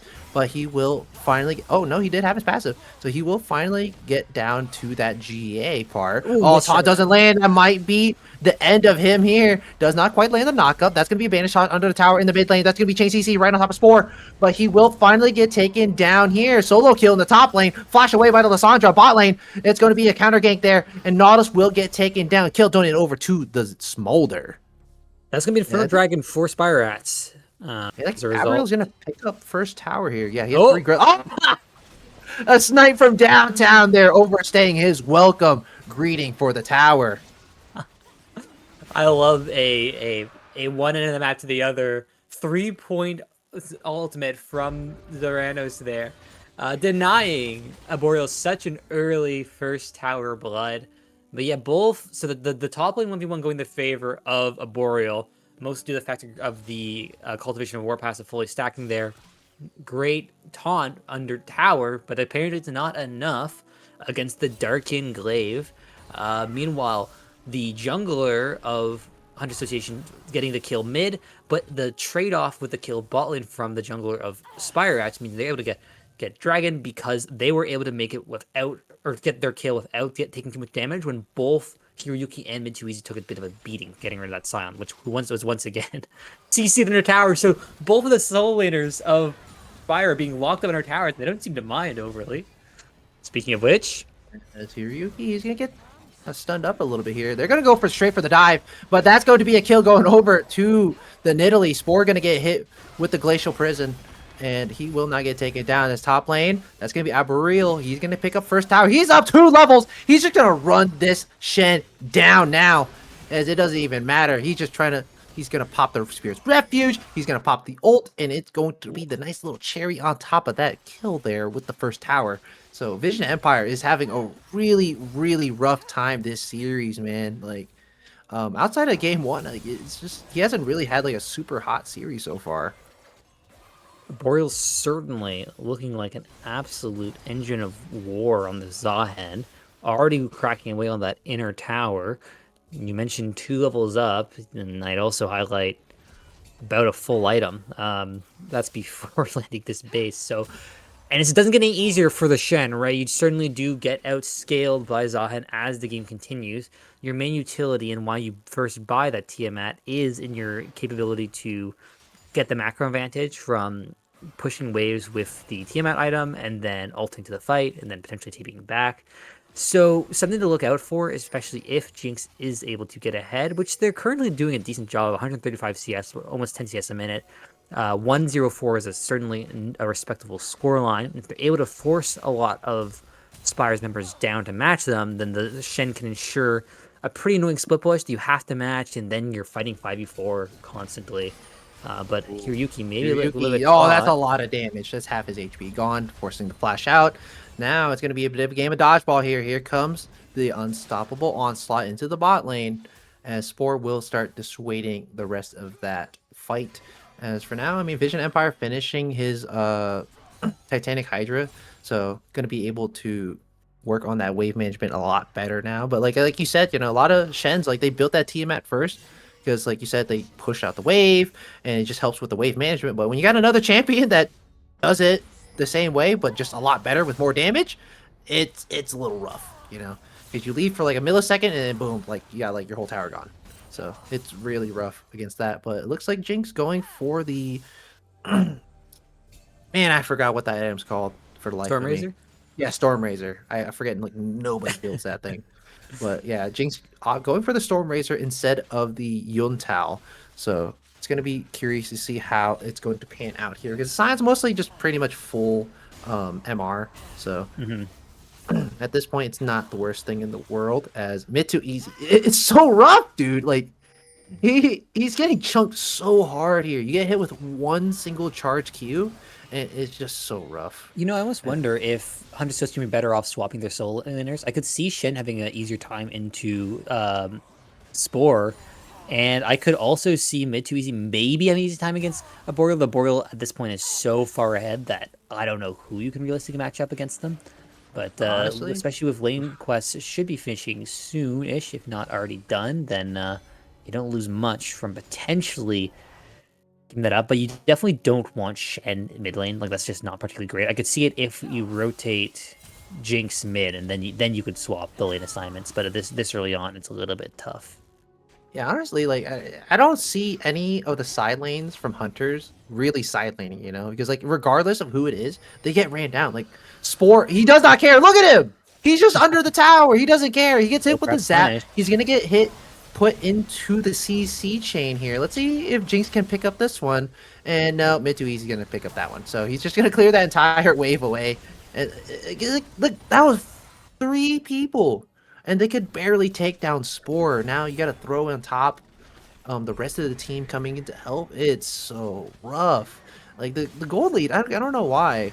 The dredge line does land here, and there goes the depth Are they going charge, the chain full CC forward, coming though? through. That's all the CC on top of Zeranos, but he gets hit with a long range spear. But that's a really good dredge line. Let Demi pick up this one, and he's gonna go into the human form and pick up with those autos. As Aberreal, he pops the ultimate, gets the big fat heal. Let's see if he picks up the passive, and he finally will. And that's a flash away by Lissandra. No more CC, banish toss. That's going to be the ultimate right on top of the Nidalee, and that's going to be a big shutdown going over to the Adamumu. Boreal is still on the side lane. He's still fighting, and he's going to lose. Amumu is going to pick up a double kill there, as Smolder will get taken down. Wow, that's a lot of damage on that Amumu with the Leandries. But this now the gold lead's swinging just a little bit over to Hunters Association. Hunter Association finds their moment. Crescent finding the catch on Nautilus and getting a bit of a teaser against that second mid of the massive CC chain their comp is able to execute with Jinx barraging down upon you. Two men getting are punishing a Boreal for greeting with that Hail Crash, eventually killing them after quite a bit of work. See if Spores call here once again. The CC sequencing from their comp is certainly quite specific, as it's able to allow this Jinx to barely. And we saw there, yeah, if they're able to lock down the Nidalee from executing Jinx, they might be able to pull it off. Great timing as well. This third dragon of the game should be going the way of Hunters Association, but this entire time was allowing Smolder to free scale. 140 farm now, level 10, got that first item, almost got the second. Currently, I feel like actually Hunter Association is a good spot, even if when you factor the team fights, you throw a Zahen in with Jinx, I think they can actually play around that. Once Smolder hits 225 stacks, that might be a break point that lets Spire Rats or regain control that sort of like 5v5 edge. Yeah, because right now he is at about 100, and he's definitely at 125 plus. So I mean, honestly, at this point, like if the Spire they slow this game down and play around the Zahen a little bit, like they're gonna be really chilling, because like as much as effort as Hunters Association they're putting on this Smolder, like he's going to free scale regardless. So it's going to be really rough. But now Aberreal, he's going to get ganked here in the bot lane. Mid to easy getting chunked really heavily here. Nice dodge away from the bandage toss, as now the game's gonna slow down a bit once again here. Yeah, sure, the Smolder is down 30 CS here, but the stat count is going to matter so heavily here later on. Baroness Mond. Once again, new season changes. We get to see it earlier. Should just sit there for a bit, though. We do have that kind of lane swap assignments from the soul laners right now from the association. Okay. Not sure that was intentional or not, but I'm sure they're happy to Zeranos mid, regardless. Almost have the Infinity Edge completed on Jinx, as a Boreal is just able to crush these outer with ease. There's not much you can do against the 2-item Zahen. Infinity Edge is completed with a crit click on top of that. So now at what, 65% crit? Yeah, 65%. And yeah, this Jinx is going to start doing damage. Fat. Oh yeah, this Jinx is fat. Like give that Jinx a Runaan's also, or honestly, a game like this, go LDR. Just go LDR. Oh yeah, third. LDR's Honestly, I'd probably you go, have 2.5 Runaan's. melees though, so Runaan's does have some potential for sure. Could be a lot of fun. Oh yeah, Runaan's would be pretty good here. But honestly, most like pro players you see, they usually index towards a third item, pen item. So like Leandry, Mortal Reminder, stuff like that. Just because like the amount of utility you get from that is so much better than like what you would get from like an attack speed item like Runaan's or Rapid Fire. But I mean, right now, I mean, TSR, they're pretty content with these lane matchups here. I mean, Spore, like, he's losing out in the trades, but like he does so much good wave clear that it doesn't really matter, you know. Like that's the struggle with like being weak side, but like you have really good wave clear. Like you just can't do anything into it. Like you just clear the wave, you walk away, then go cool. For a quick skin check, I was disappointed no curling Vigar for the Wind Wilbix, but I will say Firecracker Jinx for Lunar New Year, great. I actually personally, I've been only running that skin recently on Jinx. Normally I switch it up, but I usually we'll see if that's able to bring them luck. Good fortune. That's like the cleanest skin. It is super So, nice. oh wow, that's Big a lot of trade. damage. You get hit with the dredge line. The super mega death arc can come through, and that's gonna be the reset coming through. But the CC chain will come down upon his head, as Zoranos will get taken a 1-for-1 ADC trade, as that's gonna be a big spear across the wall there. Banish toss right on top of Real, but he does have the passive, so you're gonna get a little bit of healing. Johnny Snow is pretty full HP. The Banish toss is a little bit too late. It's Hiroyuki gonna have to flash away there, pull back on the Vision of Empire. He's gonna get slowed down, and he should get taken down here finally, and that's going to be a 2-for-1 trade here. Drake spawning in about 1:20. Zoranos absolutely wins the win against Simpson, except the tidal wave and Unstoppable Onslaught chain CC is enough to lock them in and kill them. As for the bot side fight, I really question the decision to go in on the Zahen. You have a Shen who is healthy and Shadow Dash will come up cooldown that can dash over the Dragon Pit and get out of there. Meanwhile, you know that the enemy team is around. They just killed your ADC and a borderless passive. They had that population war stacked in Zahen, so even if you do kill them as you did, you aren't really, and then you get collapsed upon exactly as we saw. So I was wondering if that was going to be a decision that they were going to rather not live to regret, because I thought they were going to die. They were able to make it out with nothing more but burnt flashes and a top laner, but it is certainly much out for really bad. Harbin. It's just, I don't know. It's just OJ, he's been overextending a little bit. He's having a little bit of a roughie this game, you know. He's been caught out like twice already, like already blowing his flash, so it's really rough. Jinx has her flash still, so now it's gonna be really hard to lock that pen item down. As he's already going for what is it? Probably, I'm assuming it's just gonna be an LDR. LDR. But, the only thing you would need a World Reminder for is a Zahen, but when your comp is so built around Jinx's damage, you just want it to be full damage. You have a Bramble Best on Shen, like, you really don't need that utility. You're just like, you know what? I just want to do damage. And Miracle Whip, he's dead. There we go. Utility, that's and what he's dead. For. It's so rough, because, like, the thing is, unless the Hen or Scion is there... Oh, there we go. There's the stop all spot. That's going to be 3 people hit with that thing, as that's going to be Scion getting taken down. Only onto one member of the enemy team there. Decimating Smash not quite landing. OJ Simpson, he's going to keep on stacking. He's going to keep on fighting. And that's going to be a kill picked up by a Beryl. And it's going to be a 4-for-2 trade there. The Spire on the point with their collapse. So what makes that fight so unbelievably difficult to play for 100 Association is that the threat's coming from all angles, but you have the Zahen. You have Fed Zahen, who ultimately makes them unstoppable on a dash. That means that they're able to dash forward through the comp onto Zoranos, forcing Zoranos the entire time to, instead of be free firing, walking backward to the Grim Deliverance, and it wasn't enough. Zahen was able to chase down Zoranos, and their team wasn't able to protect them. You have a 4-man a unit whose only duty is to protect your AD carry, and they weren't able to do that into the face of this unstoppable dashing Darkin. So if those 100 times you play that fight again, if you do not stop the Zahen from just being able to run at your Jinx, you lose it 100 times.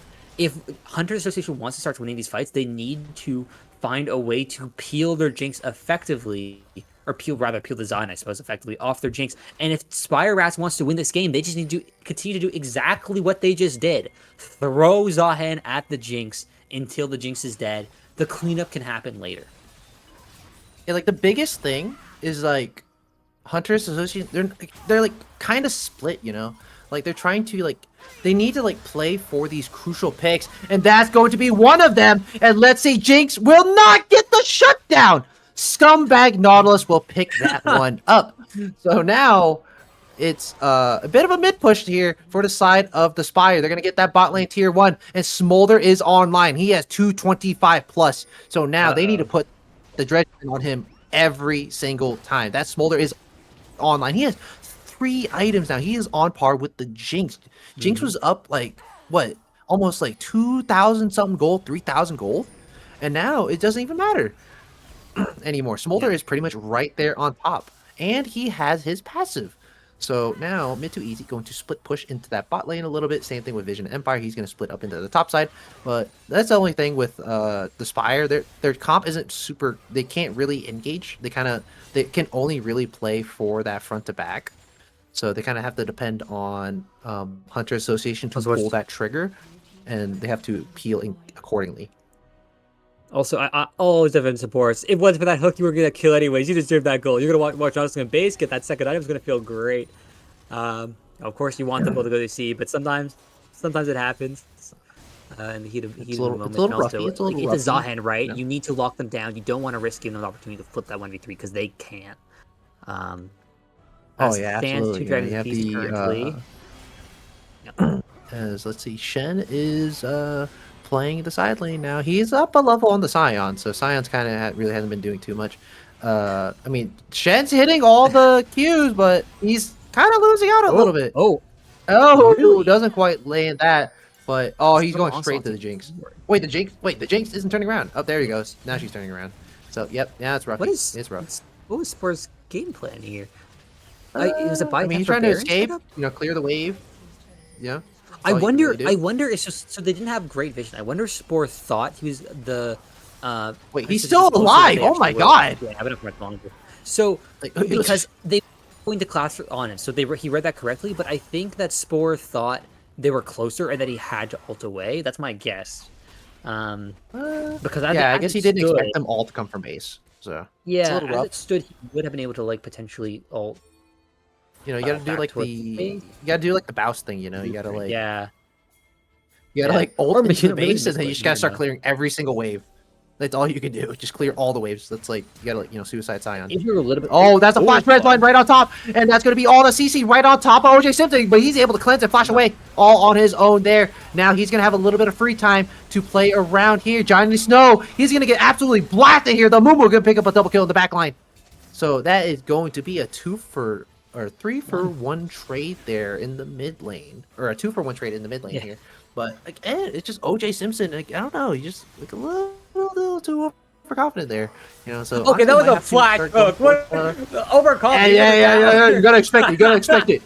Like, Play hey, he safe, should expect baby. it. You gotta get that QSS. Oh, is he gonna bleed? Oh, the heal with the ebb and flow, and that's going to be. Oh no, he's that's forward. That might be a bit of a pickle there. As Sion is right in the middle of everybody. Oh my god, he's doing so much damage. The tower shot comes through. Sport will get taken out. That's a double kill going over to Sion. It's just an absolute bloodbath. This game. The game. It's just dead even. It's still dead Really even. making out. It really is. 1K gold lead for Spire, but that's so negligible at this stage of the game. We're seeing the first level 18s coming up from the top lane. I'm sure that people will be too far away. I imagine Zeranos might have their 4th item on base. I guess where they're basing now. We're about to see whether or not that is the case. Yeah, like look at the gold graph, man. It's just going back and forth, back and forth. They have the new item that I still don't know the name of yet. It's like it starts with a D. The range one. The Hextech something or other. That's what I know. Or what? Hex Optics? That thing? Hex Optics. Thank you. Oh, Yeah. you're talking about that one? Oh, I thought you were talking Yeah. about the Zahen one. The Is it? Zahen one. What I is don't think he's Zahen going for the one? Hex Optics. Honestly, No, it no, would've James. been Hex Optics. Yeah, That's she what- doesn't have Hex Hex Optics. Optics. She went No, for she has it in inventory right now. what? Oh, Yeah, it's just the thing. The thingy is bugged. The graphic is bugged, bro.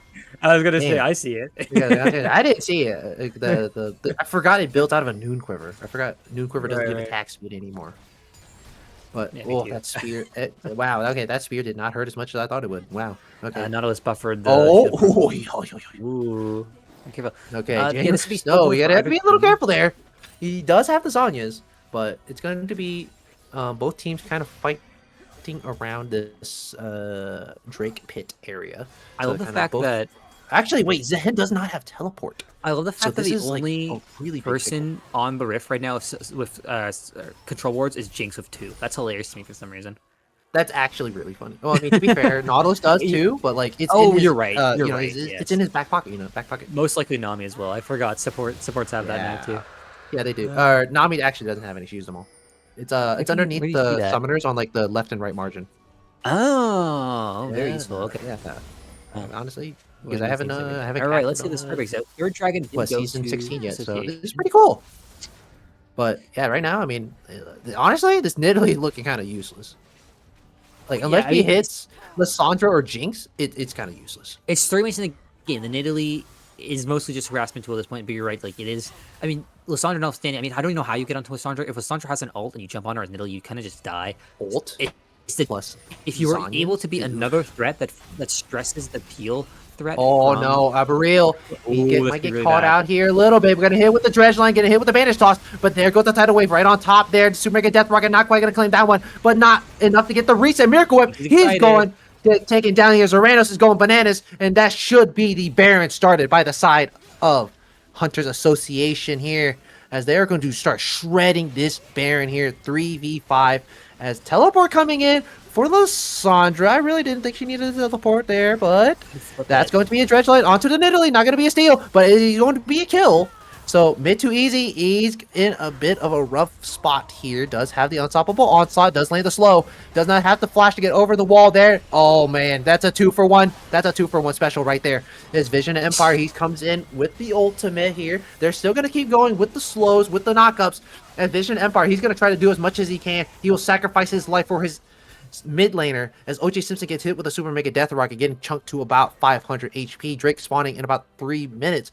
But Hunters Association will have about 2.5 minutes of playtime. Obviously, from Vision of Empire, there's the output potential there, but I will be honest, I've done that before, Shed, where I'm having like an okay game, but whatever, and I'm like, my teammate gets caught, I go, you know what, you're more useful than I am, and I just ult them and like, and try and be that sacrificial model. It's not always the right play. Sometimes it's better to not risk the You're just a better man than I am, you know? The double kill, like, but... I see, like, it's absolutely like a lost cause. I'm like, you know what? If they die, they die. That's it. Well, that's what I'm saying. It's not as the best call, but you know what? When you're playing Shed, you gotta get that energy. You gotta get the I am the warden class. I am here to protect you. You know, it's like, yeah, bro, you gotta wax your mustache, pull your shield out, do a support's job. That's like the duality of Shen. You know, you either ult somebody when they're about to die, or you ult somebody to start steal the kill. party. You know, yeah. It's like the duality of Shen. You know, he went for the the redemption. Yeah. So honestly, it's not a bad item. Like you get the outside of like the mana regen, it's kind of useless, but like everything else is really nice on Shen. So it's pretty nice. It's not bad. Almost full build, or not full build, right? Because of new items, but almost at their 5th item, Bloodthirster, complete for Zoranos. That'll certainly be impactful. Every item you get in this Jinx will make them more and more of a 1v5 threat if allowed to free fire to that reset. Yeah, right now Zoranos is kind of building more for like that, you know, find that one person and just absolutely obliterate them. Yeah. But I mean, Hunter Association, I mean, you got Baron for like another like 45 seconds. They didn't really do too much with it, just because now this time around the Spire, they have like a pretty balanced comp. Like they have good wave clear, they have good range, poke, and all that, and they have, you know, beefy front line. So couldn't really do too much with that. Yeah, Association doesn't think they can like crack an inhib, so they're just playing it safe, and they're gonna be playing for Soul next because they are currently on Soul Point. It's Ocean Soul weirdly doesn't feel that impactful for an Association. I feel like it'd be a big deal if Spire was able to pick it up, but right now I feel like okay, well, what it does, it makes your frontline tankier. It doesn't stop Jinx from dying if she gets caught out and engaged upon, but it does make Jinx's frontline tankier, which could be quite relevant, right? Especially with the Smolder now online. I'm sure they won't be bemoaning the extra tankiness. Stands, yeah, just casual prio for the next 45 seconds, I expect. I don't expect anyone to get caught at this juncture, but stranger things are going to happen. Crit Bloom again for Lysandra, which I do believe makes a lot more sense. This time around, I think it's actually good. Because you're a supporter, yeah. Agreed. Because like you supplement a lot of the damage with like a Mumu's passive, so you're kind of chilling. Like a lot of this game is kind of like just kind of like a standstill, you know. It's like it's really dependent on Hunter Association to engage as they do right now. They're gonna try to blast this Scion, but they are not doing that much damage. That was the pickle here, and that's gonna be the flashes to the backline. Good cleanse there instantly by OJ Simpson. He's gonna keep on kiting out, and that's gonna be Hiroshuki. Reset. It's gonna get taken down. It's gonna be a first reset by the Jake. She's going unstoppable there. Dredgeline right on top of the Smolder. He's gonna get stunned up here, and he will get taken down. And before he takes down the jungler or the support, it's gonna be a 2-for-2 so far. Jungler and support for ADC and mid laner and top laner as Hunter Association. They are winning this fight. It's really hard to call this fight because it's playing at about 5 FPS. But they're gonna try to end the game. They still have the Jinx up. They should be able to end the game here. I think that's the game. That's it. Up top side, we were watching the fight. Zahen flashed onto Zorano to try and kill the AD carry, but wasn't quite able to finish to finish the job before Jinx was able to finish up with that additional tanking from the Bloodthirster, and that's what's going to allow them to potentially try and end it up. Scion comes up in 10 seconds here. They do have a cannon wave, and this Jinx Jinx is going kind of crazy. I think this is the end of the game here. I don't think the Scion is really going to do Should be too much. And that is going to be it. A crazy end to a crazy series. 1.5k gold lead for Hunters Association as they will take away Spire Rats 0 and move to the top of the standings. What a series. We finally saw Hunter Association start the game for the lead, and they were able to maintain it. The Spire Rats also showing that they can certainly play from behind. Lots of great fights. They were able to catch out Zolorana once and twice and make it a competitive, like you mentioned, 1k gold lead at the end of a game of League of Legends is nothing. That is a rounding error at this point. These two teams were back and forth the entire time, and without any like crazy changes within the next few weeks, I would not be surprised if we see this exact same matchup a month from now in the finals of this league. It's absolutely going to be crazy because like now at this point, like I really don't think that like obviously like you got like the eye test, you know, like you can look at all the stat sheets you want, but like when you actually watch it, like Hunter Association, like they draft some crazy things, but they make it work so well. Like they're just such a complete team. Like you have 3 people in the top 10 for MVP. Like there's a reason why now they're at the top of the standings. So like for a team like this, I really don't see them losing like a best of series to any team um in this league except for maybe Spire. Like Well, I that's think it. this series could have been that series, right? That game one that went to Wave Hunters Association really felt like Spire Rats did have the opportunity, anyways, to close that game off. So I think really impressive performance from both teams. They definitely showed that they have the capability to play solid 5v5 League of Legends. Lots of impressive team fights, I think, from both teams. A lot of individual members having good pop-off moments.